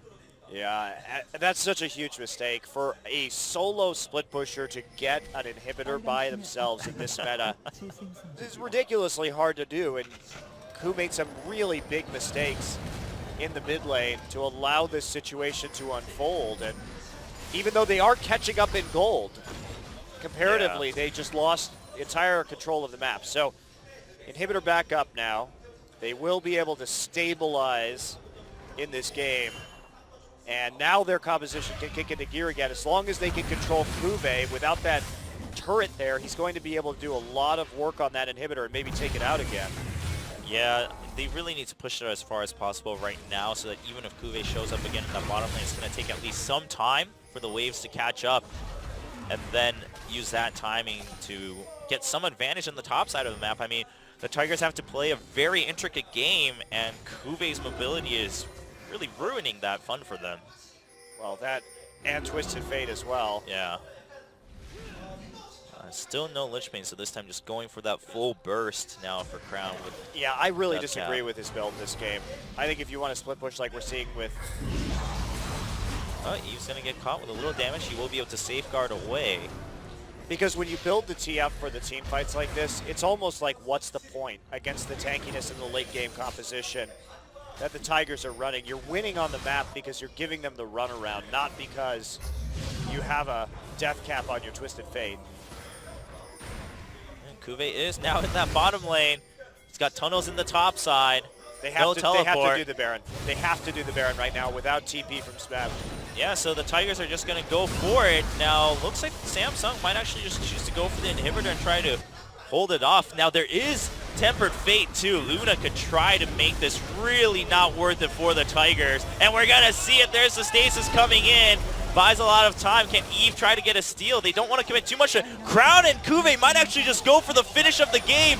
If SamSung can keep them at bay, Eve is going to sacrifice himself, and Smeb, 3 members will be able to port back home. You can't finish this, especially without that Lich Bane. Now we're really seeing that not pay off, and SamSung actually taking a lot of hits here as Luna trying to make an escape. They do get the second Nexus turret, and Prey might go down. He does go down, so he's going to lose that Baron buff, but they will catch Kuve eventually. So an ace for the KOOTigers, but SamSung still getting some of what they intended. Yeah, well, they did try and make that trade. They realized that they couldn't actually do that Baron fight with their composition, so they delayed it as long as possible with the Tempered Fate to make the trade. And now with Super Minions, there's not going to be that opportunity for the Tigers to just rush the enemy base either, because they have to deal with it or their Nexus goes down. So instead, they're going to take the 4th Dragon Stag, try and force a 5th dragon and hold on again with that Baron buff. And they can't leave because they'll get backdoored by TF and Rek'Sai. That ward. That's very crafty. Leaving that ward in the enemy base as the teleport comes up. We got extra AD onto Kube. Now, I don't think he'll be rushing for that chance just yet, but it's there if he needs it, especially like you said, with that Twisted Fate. Looks like TF will be going for that Lichbane here afterwards, and maybe once that completes alongside Blade of the Ruined King, Kube and Crown will just rush in there and try to burst down the Nexus. It's a huge threat, and KOOTigers, if they want to counter that, they have a lot to chunk through on the enemy side of the map. Yeah, Prey trying to get into a Bloodthirster finished right here just so he has that shield to deal with the split-pushing Thornmail threat that is Kube. Kube doing a lot of damage with this Black Cleaver. Yeah, and the Tigers will be able to defend their base just fine because of the Baron buff, but again, it's not the best place to be if all your Baron buff helps you do is defend. But by the time that the next dragon is up, there's going to be the inhibitor back up as well. So yes, they got the objectives they needed. They got both Baron and Dragon. They're not in a good position. Samsung still is dictating the course of this game. And now that both Nexus turrets are down, even if the inhib is up, like you're saying, that Lichbane and a Blade could just end them in terms of a backdoor on the 2 globals. But there is still a shot for the Tigers to win here.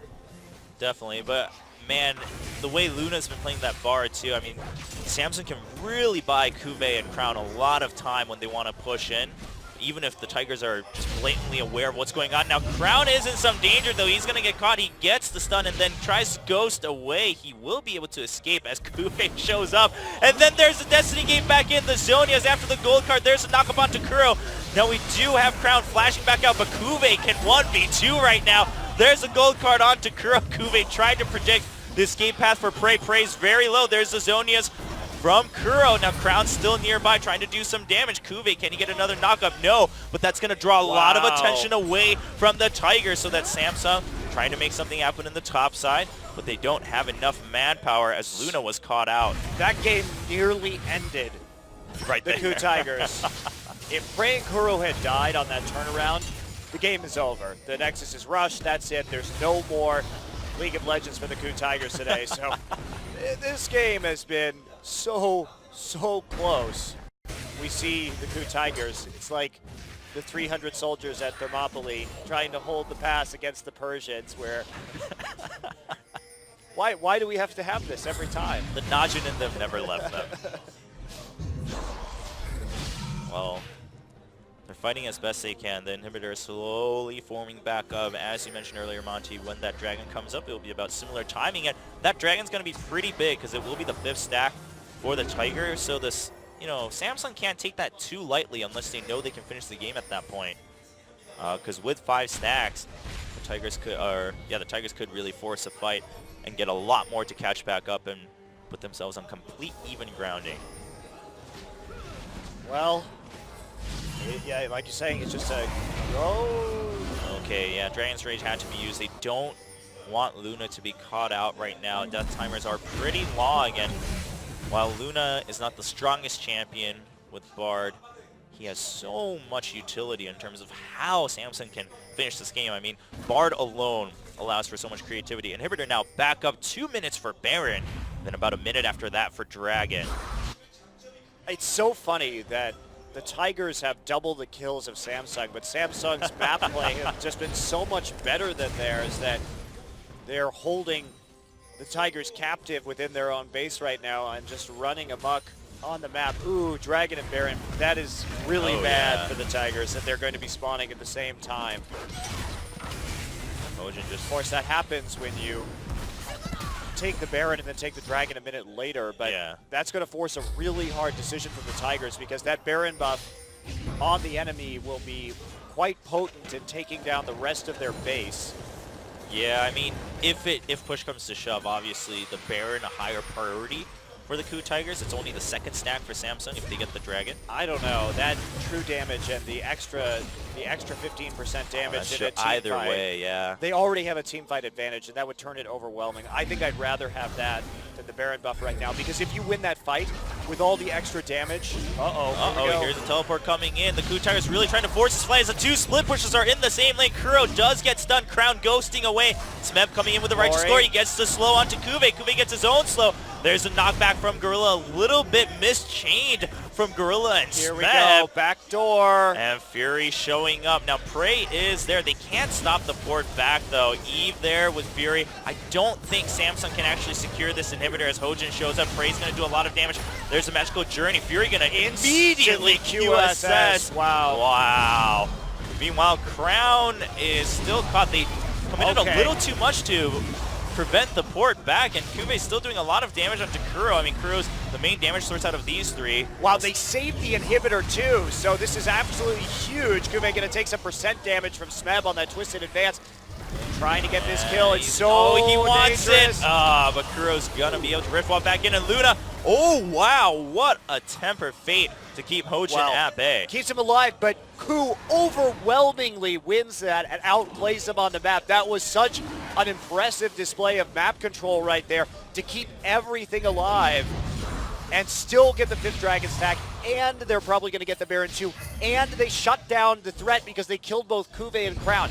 That could not have gone better for the Tigers. Yeah, really good decision making to note that Crown and Kuve were a little bit too far from the base to make anything happen, but both in the same lane as split pushers, and just making sure they get that pick, even though they didn't get the kill immediately. And the Baron buff, the empowered recall for the Tigers, is going to shut down the opportunity to actually backdoor. That's actually the most important thing. The rest of the Baron buff doesn't really matter. The fact that you cut your recall time in half is the kicker.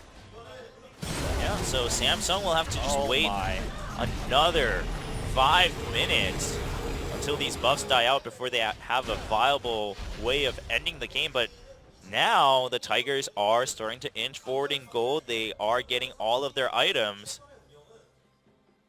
QSS done now on Prey as well, so he's not going to be able to be gold carded. The Tigers should be able to push to victory right now. That shouldn't be too much of an issue for them. They can just dive any turret at this stage. And again, they don't really have to worry about the backdoor any longer because they're going to have forward position on the map, and they may and the tunnels are all on the top side, so there's not really a good location. They'd have to use TP for Kuve. Oh, Crown's being chased out by Hojin, and there's the ultimate onto Crown and the Arch Gasol. Kuro coming in. Crown does have to flash and ghost out. But meanwhile, another turret goes down in favor of the Tigers. These turrets are going to fall with the 5 Dragon stacks. Yeah, Hojin has that banner of command himself too, using Samsung's own medicine against them as they get an inhibitor here in mid, and the Tigers, they don't care about the other ones. They can just push through right now. There's a righteous glory from Smeb, and he's just going to go ahead, stand in the front line with Gorilla. They're just tanking all the damage coming in from Samsung. Samsung can't do anything, but they need to put up one last fight as Kuve goes. He tries to get the pick onto Prey. Can he get him? Prey's fighting so hard for his life as Kuro also gets stunned outside of the fight. Gorilla trying to keep everyone else at bay, and there's a tempered fate, but KOOTigers will finish. What will be the final ban? So mixing it up, Gragas will be available. Samsung looking to first pick the Gragas this time, presumably, or draw out a Gragas ban. Now, lots of choices here. Do you get rid of that TF? Do you get rid of the Rek'Sai? But it's a hard situation because if you ban Rek'Sai, then they first pick Gragas, and what does Hojin play? So they're going to go with the Gragas ban. Okay. But Samsung last game took Rek'Sai and Lee Sin, and we're happy with that situation. Yes. So Rek'Sai will be the first pick for the second game in a row. And they have to take Lee Sin here to see what else Eve's going to play. Probably Evelyn. Yeah, he has been resorting to that a little bit. And the Sivir being open does mean that the Tigers can now secure that for themselves. Of course, Prey has had some good games on that. And just in general, the mobility that Sivir brings to the entire team is so useful and can really help round out any sort of team composition. Well, they could do that. They could, okay. Well, first of all, that shut down very core parts of the whole Bard composition, the pick composition coming in from Samsung. Yeah, but we better hope that Crown doesn't play Fizz or some other assassins here that can punish early Twisted Fate picks. Fizz TF is it's quite an interesting matchup, of course, early on. TF can try to keep on going and just go with roams instead of having to deal with that 1v1 post 6. But so Samsung, this is a little bit of a wrench in their plans. I assume they're still going to take the Lee Sin right here and maybe force Hojin onto the Evelynn instead, which has been, as more jungle picks become banned, a backup jungler. He could go for Nunu as well. Yeah, Nunu wouldn't be too bad. I mean, in general, with Sivir, TF can, worst case, also benefit from that if you don't have another target available. Gnar going to be taken, so Samsung going for a little bit more standard, team-oriented pick here. Now, Alistar has fallen very far down the draft in this particular game. They may want to go for the Rumble just to have some more damage early on to counteract the Rek'Sai. And this would be a huge mid-game setup for the Tigers for fighting around that dragon. Yeah. So many champions that have this big power spike in the mid-game. Alistar as well, when he first gets that ultimate, is one of the best tanks for some of these early fights. And looking like maybe they want to secure the Alistar. I mean, at this point for the KOOTigers, they're not waiting on too many hard counters or something like that, so they're actually going to leave that top lane open. Yeah, I think this is smart. It out. Go ahead and take the Evelynn right now for the mind games and the early pressure. Of course, the threat of a TF gank with an invisible Evelynn and a Sivir coming in too, so they have huge pressure on the bottom side of the map. Of course, the tower diving prowess of Alistar also, so Tigers probably going to be looking for the 2v2 matchup here, standard lanes, so they can make those kind of plays. Samsung really, I mean, you see Crown on your screen right now. He's really debating, how do I most effectively shut down the Twisted Fate? Because the threat doesn't matter if he can't leave lane, or if he's dead, obviously. So you can either go with someone who can push him out even harder, or go with an assassin to shut him down. Could go for Lulu here, Jinx Lulu. So actually, the swap. Samsung actually going with a very similar composition to the one that the Tigers ran in Game 1, except with a Gnar in the top side instead of the Rumble and a Rek'Sai instead of the Gragas. But for all intents and purposes, early game focused jungler. Although the Gragas, of course, does do better in the late game. But just about protecting that Jinx, they have an extra tank in this game in Gnar instead of the Rumble for additional damage. So I don't know, taking Jinx into Twisted Fate, Evelynn, where they're going to get flanks on you and not having another damage source, I question this draft from Samsung. I mean, you're relying a lot on your teammates to save you. Rumble's, oh, okay. This is an old SMEB classic. Oh, man. I love it. It's about time that it's come back. SMEB's Riven. Against the Gnar.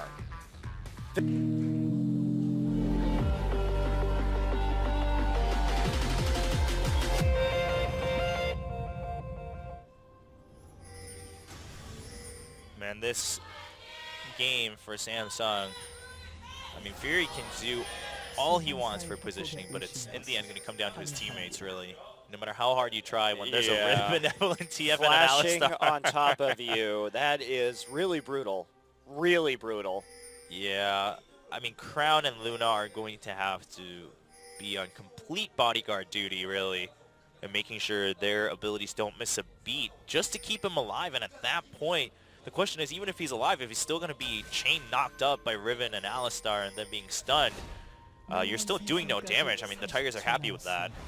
Yeah, also, the Riven pick, I'm not sure how this will work in the lane swap. Obviously, Riven does have some jungling capabilities, so probably can fend for herself decently well in a lane swap scenario.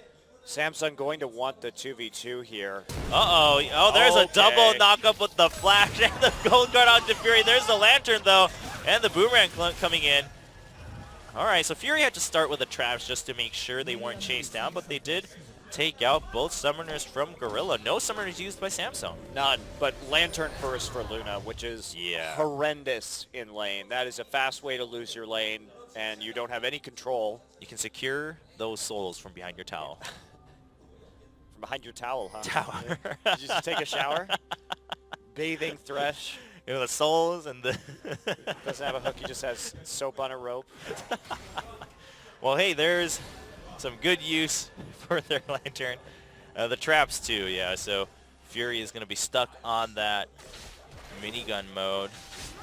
So he won't have that range to even farm if Prey and Gorilla decide to pressure. Okay. Well, Smeb is going to take the Wolf Camp first. Gromp first for this Evelynn. Kuve heads directly into lane. And TP from Smeb. We'll see him heading up to that top side. We'll have to see how this Riven-Gnar matchup goes. Smeb has tried to play that Aurelia into the Gnar to limited success in the finals just a few weeks ago. And now he's going to try sort of a different top lane carry to achieve that same effect. Yesterday, Someday played the Yasuo in it and actually worked pretty well. So was a pretty good carry. I mean, at MSI, Koro1 also picked that Aurelia and blindly, and then eventually into the Gnar, and had amazing success in that game. So I think a lot of it actually really depends more on the Gnar and your rage control. Because if they dive in and you turn to Mega Gnar, then you know, the fight's completely in your favor because you've got the CC and the tankiness. So Hojin's going to check and see if there's anybody in the blue buff. And it's finally happened, Chobra. Somebody is playing Evelynn while Eve is on the opposite team. Oh no! For maximum confusion. And we nearly had in this game, before Hojin had to change his name from Lee, so close to having the Lee Eve on Lee and Lee on Eve. At which point we will just have to talk about KOO's jungler and SamSung's jungler, because there is no other way to refer to them at that stage. Well, nice spell show from Prey. Gonna avoid all of the CC there. Still, big CS deficit already for Prey in lane. Yes, there's a large wave pushing towards him, but they haven't been able to do much with the summoners down. The threat has been pretty big from Samsung, even though they did have to take traps and lantern first. Yeah, they just had to wait one more level to make sure they had their tools. The play threat from Luna. I mean, sure, Prey's avoiding it with the spell shield, but and Crown with a nice early blue. Handing that one over as fast as possible. They just want to keep pushing this lane up and keep Kuro contained.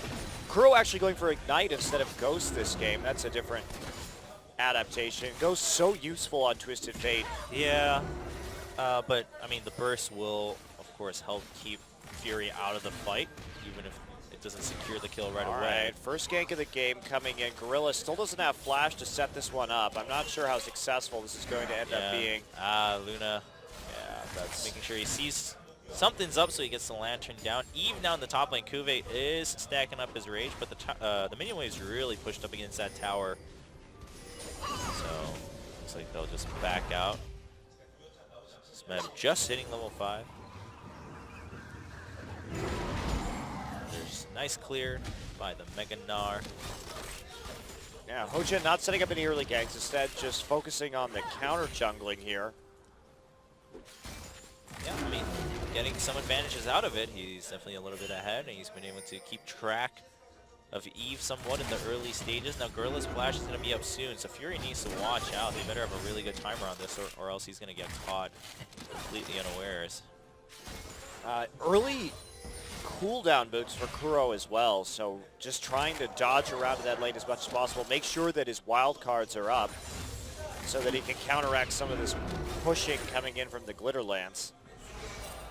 Well, it's not going to do him too much good for his first Destiny, because he won't have that damage. Of course, he'll still have the stun, and like you mentioned earlier, Monty, the kill pressure is in the side lanes already. He's got tier 2 boots, so this is also compensating for the fact that he doesn't have Ghost. Oh, that's true. So that is quite important as he continues to chase down target and maybe getting a second pick a card in, a second gold card. Yeah, Crew now going to go back.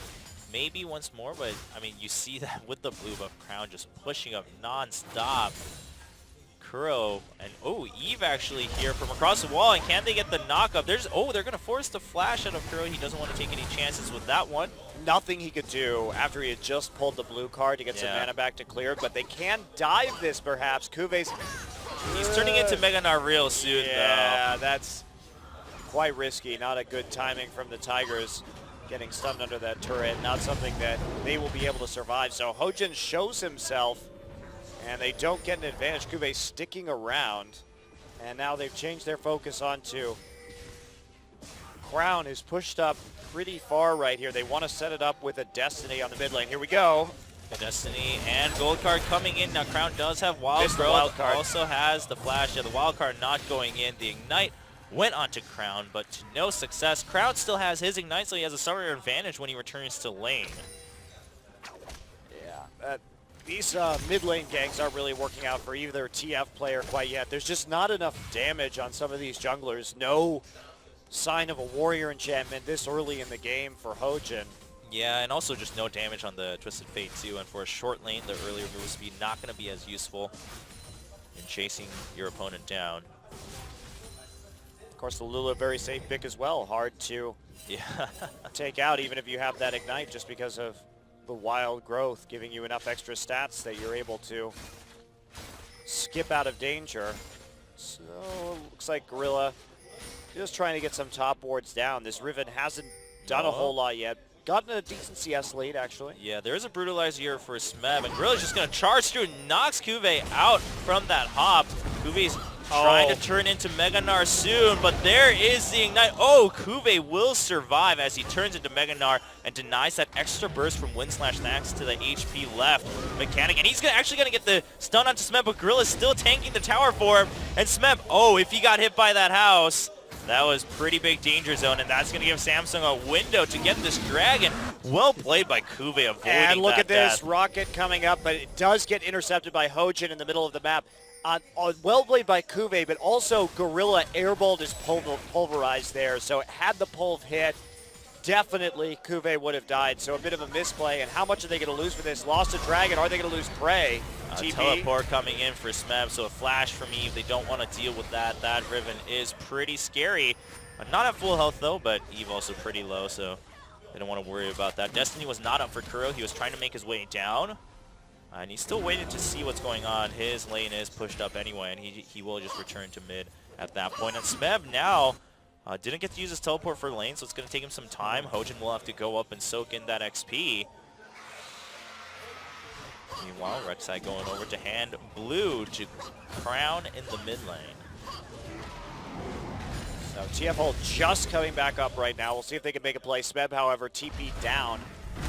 Means that they can't all just come down into the bottom side. Hojin wants this. He wants the delay at the very least. Here we go. Kuve got a little too greedy with the back timing there. He'll get stunned by the gold card. Smeb should be able to come in for this. So actually, Kuro is just going to help pick that off with Hojin.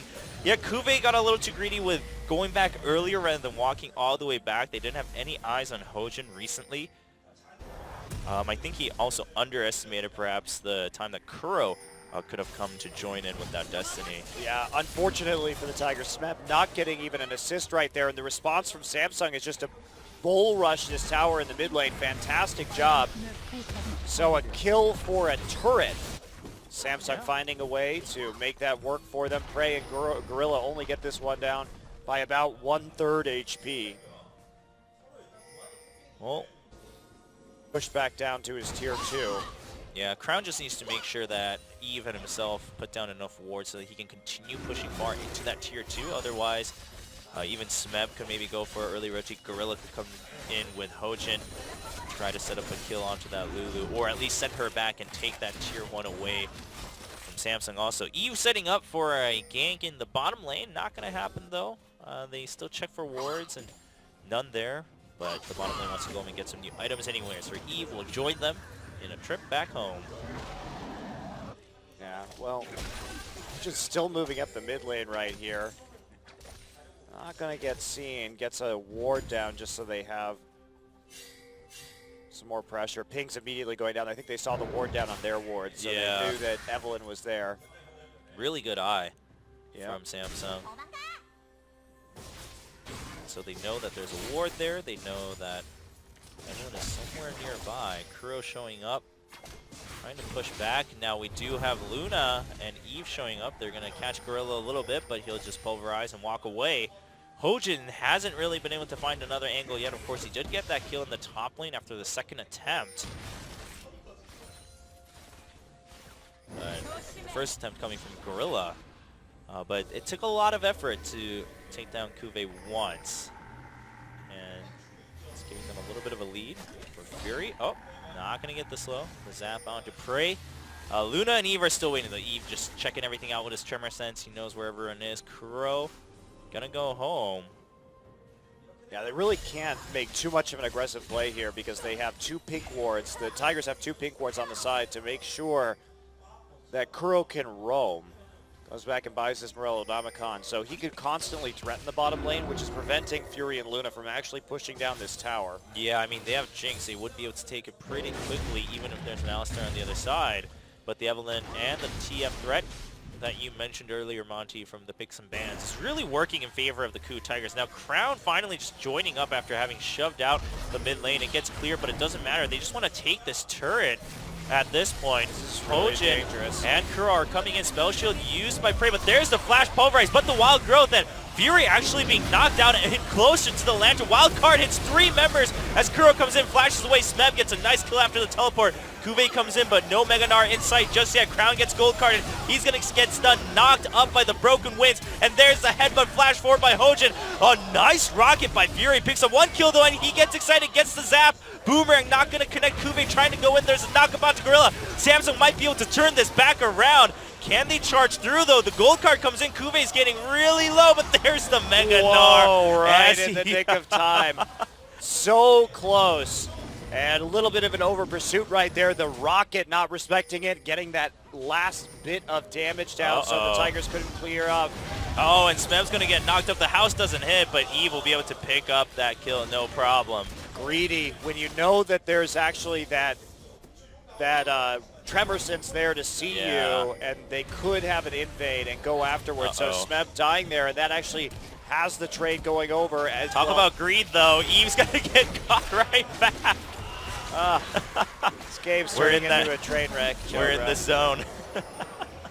Well, you got 4 hits on a pink ward. Worth. I'll take that out next time. And Fury will be chased down. I don't think he's going to get out of this. I mean, there are the traps. It is going to catch both members. So Gorilla not having his flash or his ultimate to get through that. Won't be able to set up a kill. Fury going to have to back off right as this dragon spawns as well. So Koo has their eyes on this one as they push out the mid lane. They're probably going to get it. Kuve no TP, he's topside, so yeah, not really anything they're going to be able to do. First dragon of the game with the brush vision, and there is Crown getting destroyed by Smeb. Yeah, looks like it was a Destiny Gate coming in with a gold card, catching him right outside power range. Yeah, and that replay, the lantern, the predictive lantern by Luna, knowing the headbutt was going to come through was really good. And he started walking back immediately, too, to just maximize that range. But still,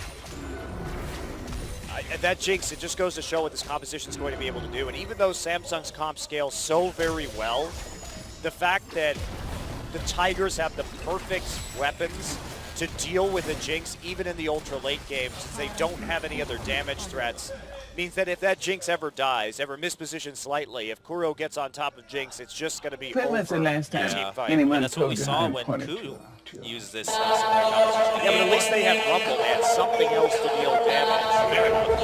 Cinderhulk, Rek'Sai, Gnar, Lulu, not going to really help out here comparatively to the massive damage dealers that the Tigers are fielding. Yeah, all of them will do lots of damage, except maybe Gorilla's Alistar. But even the jungler will be able to do quite a bit, as Evelynns often do, especially with the Warrior enchantment. Of course, Riven known for the damage, and TF also will have some decent burst.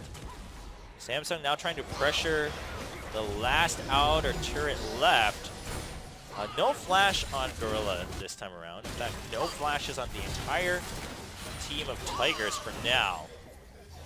No summoners for Fury either, though, so he needs to watch out.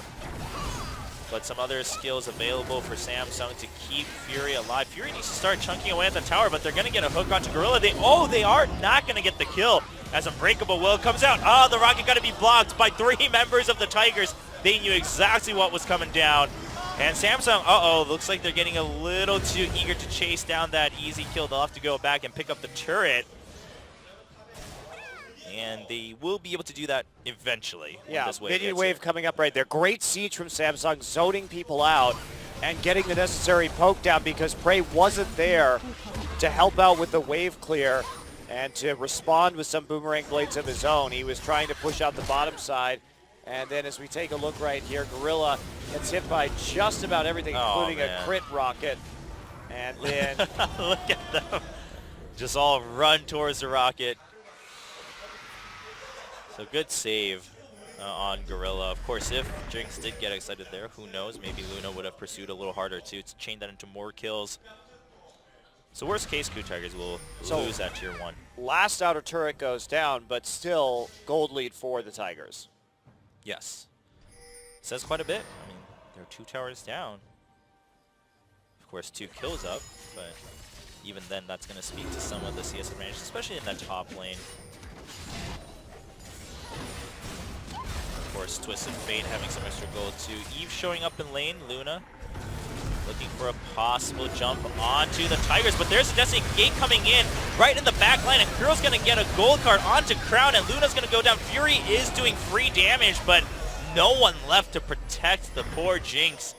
Out front, Kuve also joining up a little late for Samsung. A completely outnumbered fight, actually, and going in favor of the Tigers. Right, and absolutely no rage. This is the timing, too, when the KOOTigers really want to fight, when they've got this unbreakable will before anyone really becomes too tanky on the opposite team, so they have a tank advantage, and they have a huge damage edge as well.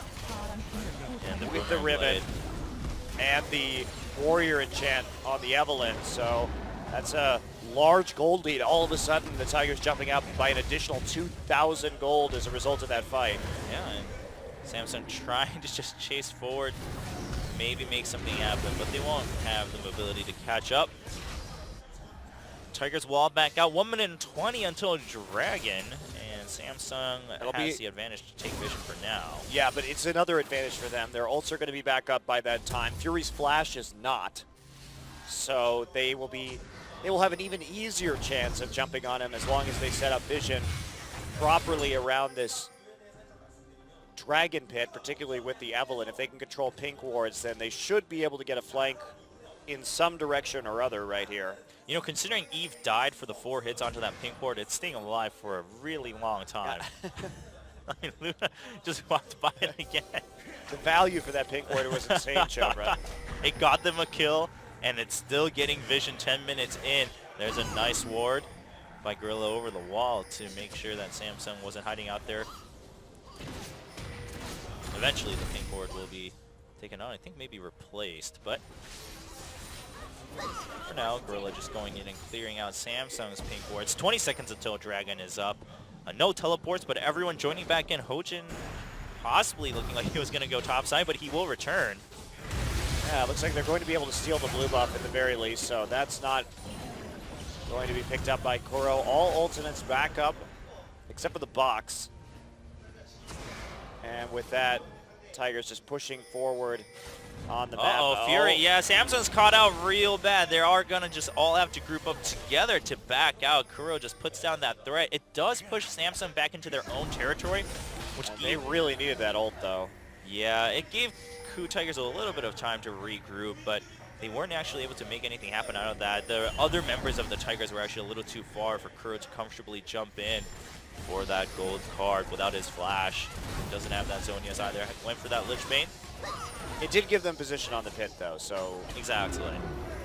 We'll see if it's worth it, because now they don't have so many flanking opportunities. You can see Hojin already looping back around. Yeah, but they don't want to fight this in a choke point against Samsung, and they don't want to fight it head-on. They have to have some sort of easy access to the Jinx. Well, Prey taking some poke damage. The Dragon being juggled back and forth. And Smeb and Hojin with the long flank all the way around. No wards. It's actually going a lot longer than they thought, though, as Samsung decides just to push down that mid lane. Now, the KOOTigers should still be able to get this flank they wanted, but they find Smeb, so there's the Lantern out, and Luna being smoked by Hojin.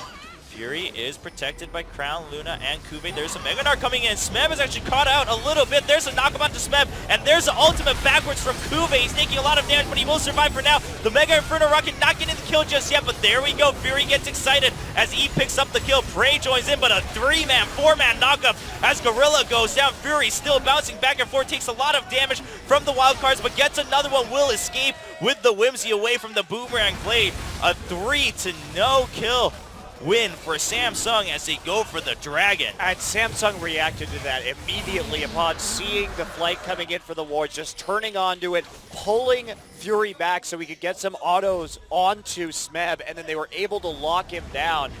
Perfect Gnar timing on the transformation, so they just use everything to help take out Smeb right there. Smeb not able to do much at all in this team fight.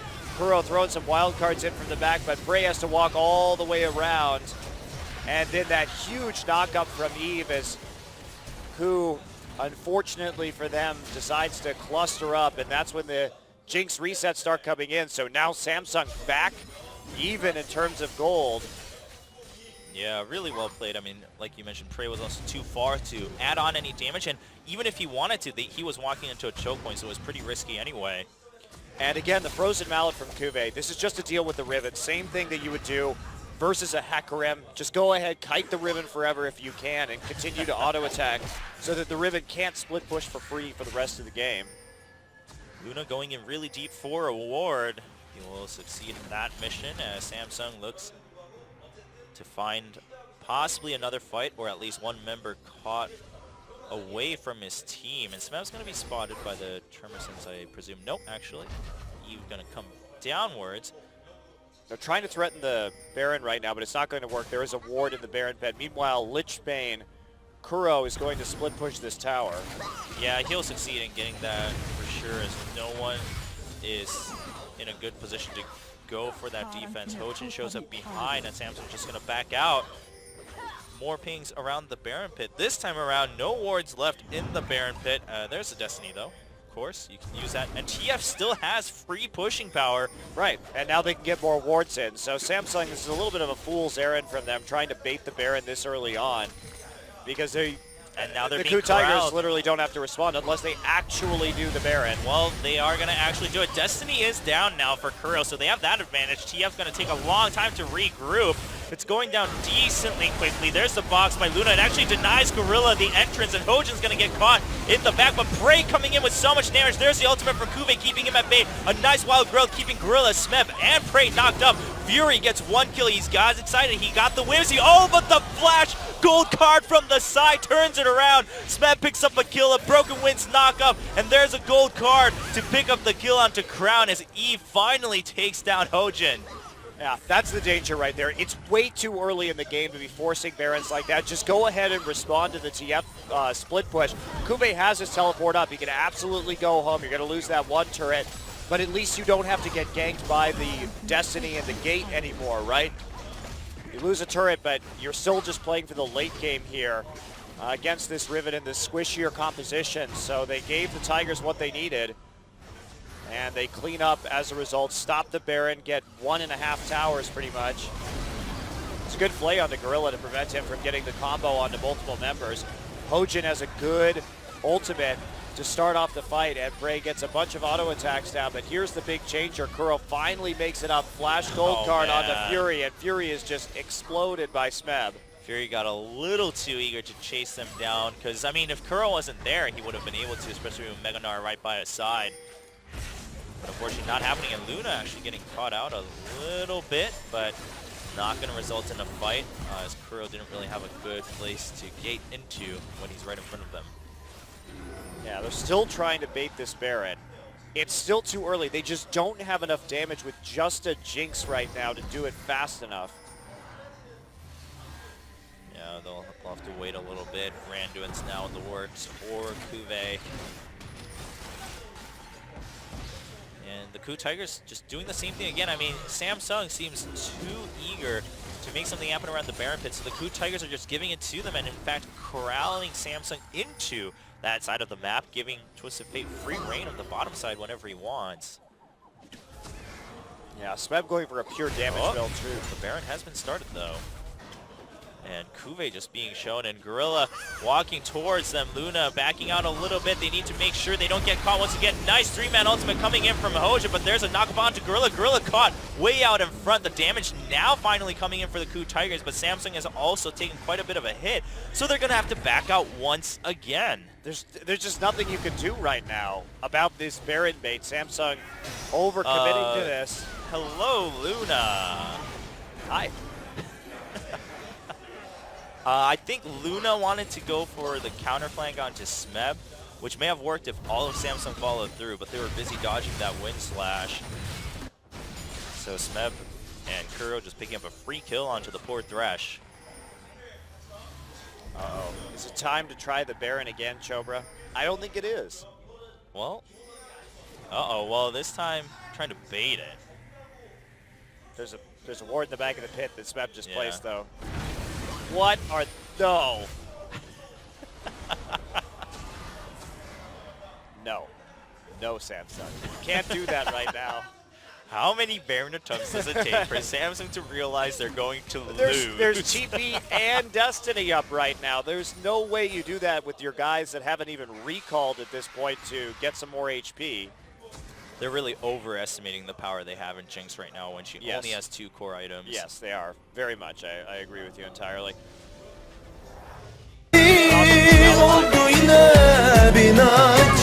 That extended series of Baron baits. Yeah, and When they could just hold steady. Just go defend your turrets. They also lost an insane amount of CS by doing that. Yeah, a lot. I mean, look at TF, 245, 70 ahead of Crown, who's a Lulu. I mean, Lulu farms just fine. Wildcard's coming in from the side, though. And so Samsung knows they want to back out a little bit. Destiny up, but Fury is way in the back lines.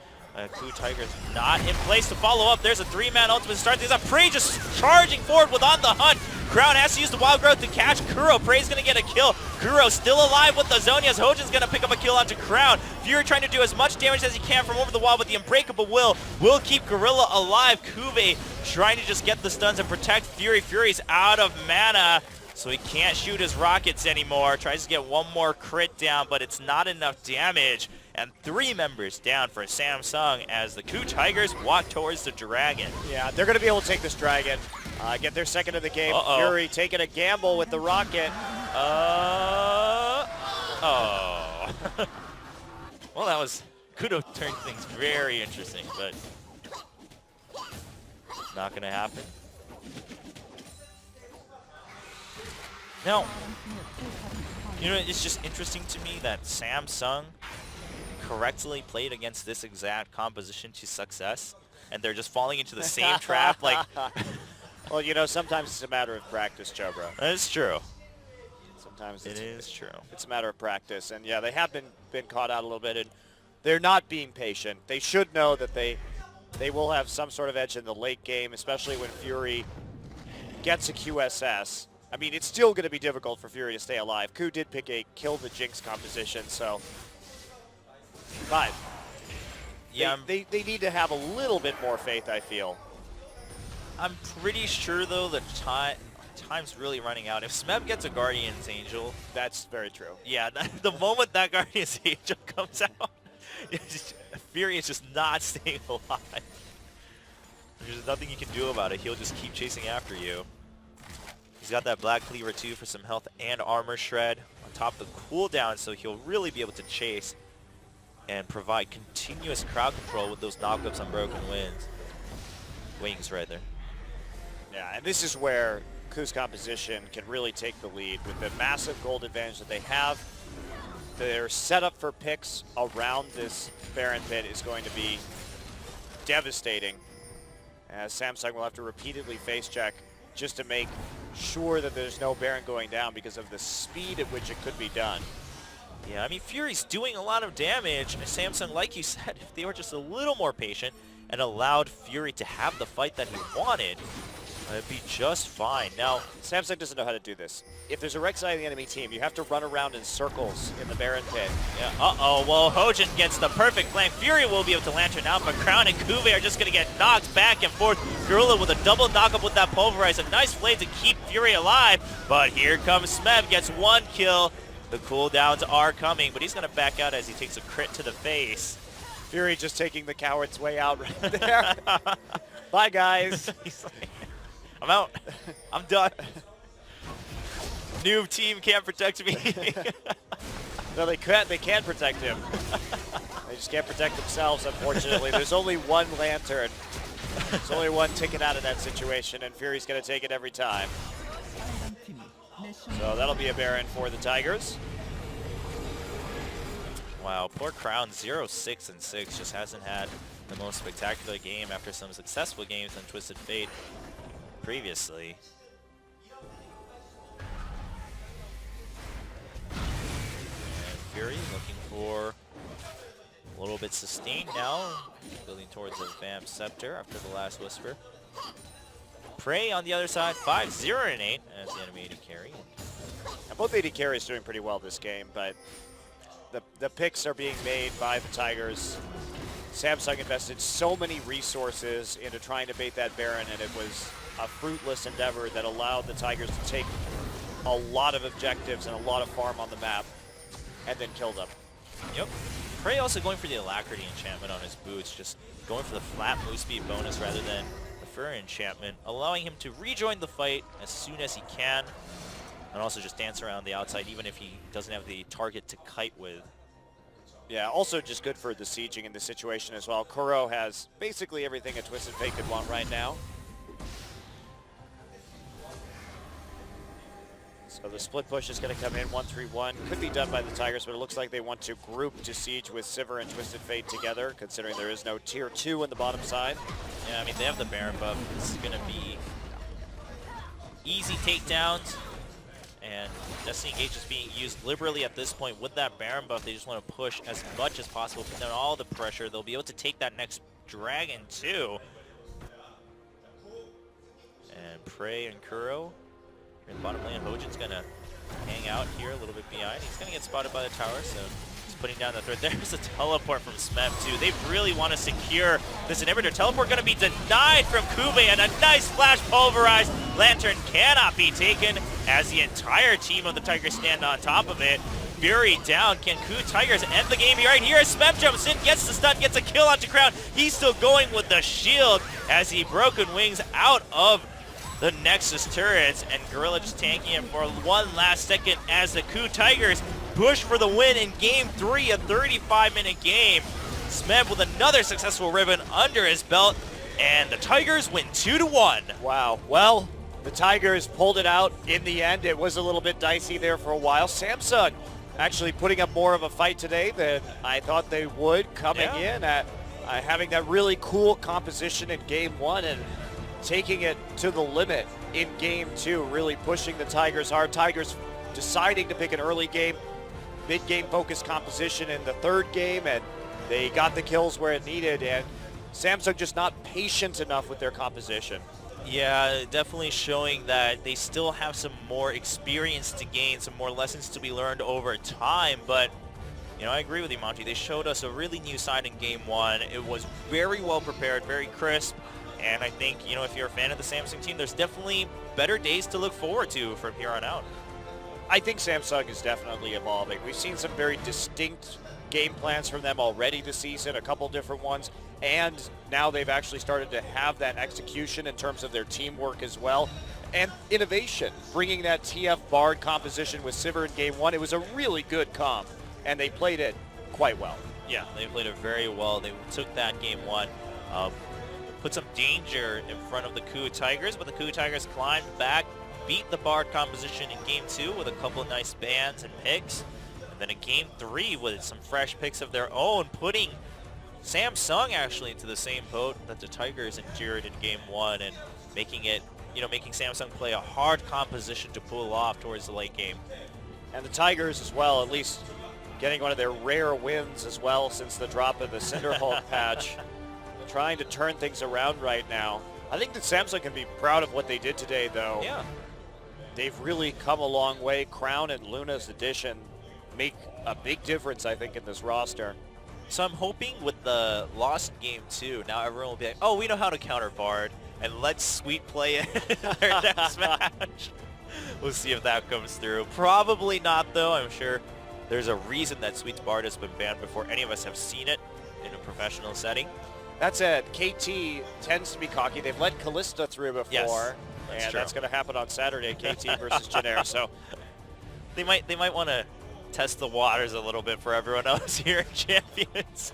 See if they can take the challenge. And the interview is being prepared with the members who have gotten an MVP award from the KOOTigers. Now starting off the season with a 1-1 record after a tough loss against Najin, climbing back in with a 2-1. And your MVP for Game 3 will be SamSungG with the top lane ribbon. I think Kuro probably should have gotten that one. I was thinking Gorilla. Oh, Gorilla was very good too. But he played Riven, ergo MVP. Yes. Yeah, I mean, hey, if you play Vayne and win, MVP. Play Riven and win, Play Yasuo and win, MVP. I mean, he did have good plays. Look at Gorilla right there. Yeah, really solid play.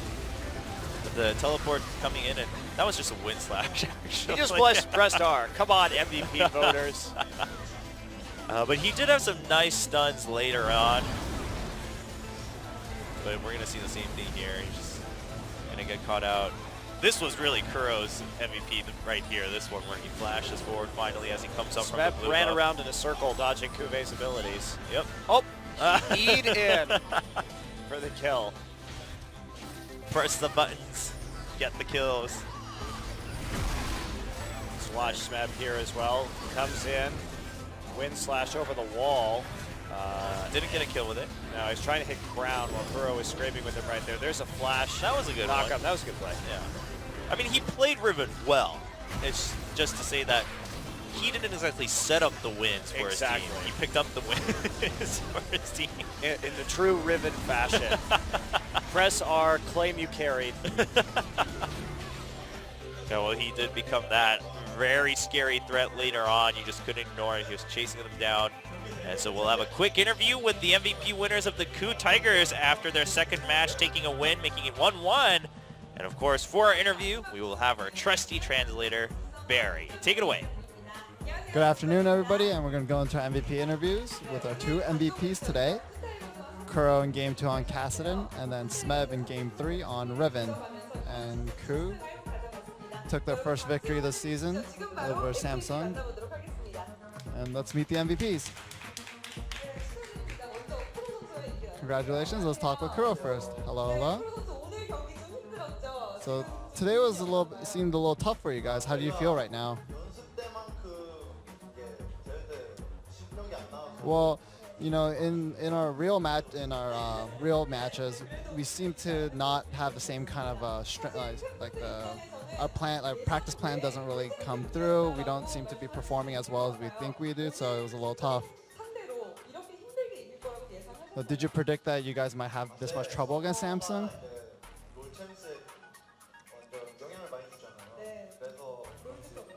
So in the summer season, usually LOL Champions becomes a lot more competitive. So, you know, everybody got a lot better, like all the teams. So I think we have to work really, really hard this season.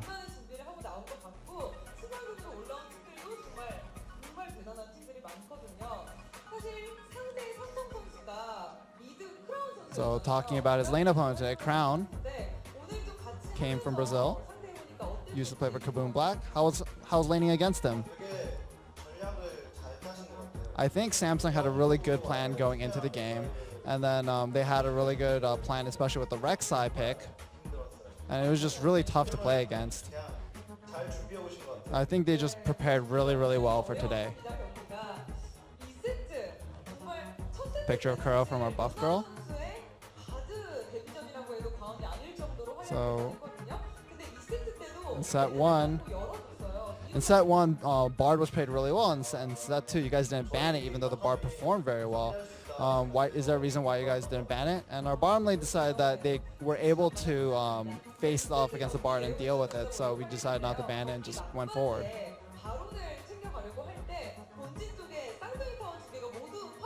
And talking about the split push in set two, when the Nexus towers were taken while they're trying to take Baron. So you guys were in a bit of a dilemma the whole time, you know, whether you need to go defend or not. So how did you guys feel about that? Well, it felt like a long time ago, when I was on IM. And there was like a time when Super Minion just destroyed us, and it just really reminded me of that, and just almost seemed like that the Super Minions might just might take the game for Samsung. So you guys got 5 stacks in set 2, and were able to kind of roll through and claim the win. And was that objective-based play? Was that the plan, like going in? Well, it's hard. Our composition had a hard time making very quick rotations compared to Samsung. So we just decided we're just gonna focus on the dragon, take the dragon stack, and then go in for the try to win through that. And your next match is against SKS T1. It's a little bit of a rematch since the grand finals. How do you guys feel about that? Well, we got really destroyed in the grand finals last season. So hopefully we'll be able to ride this momentum, the momentum of this win, practice really hard, and hopefully show the same performance that we do in practices, and maybe win. So, and now let's meet our second MVP, SamSungG. Hello, hello. So you played Riven today and played well. This is your first win of the summer season. How do you feel about the win today? Well, after we lost in the grand finals, our confidence dropped a lot.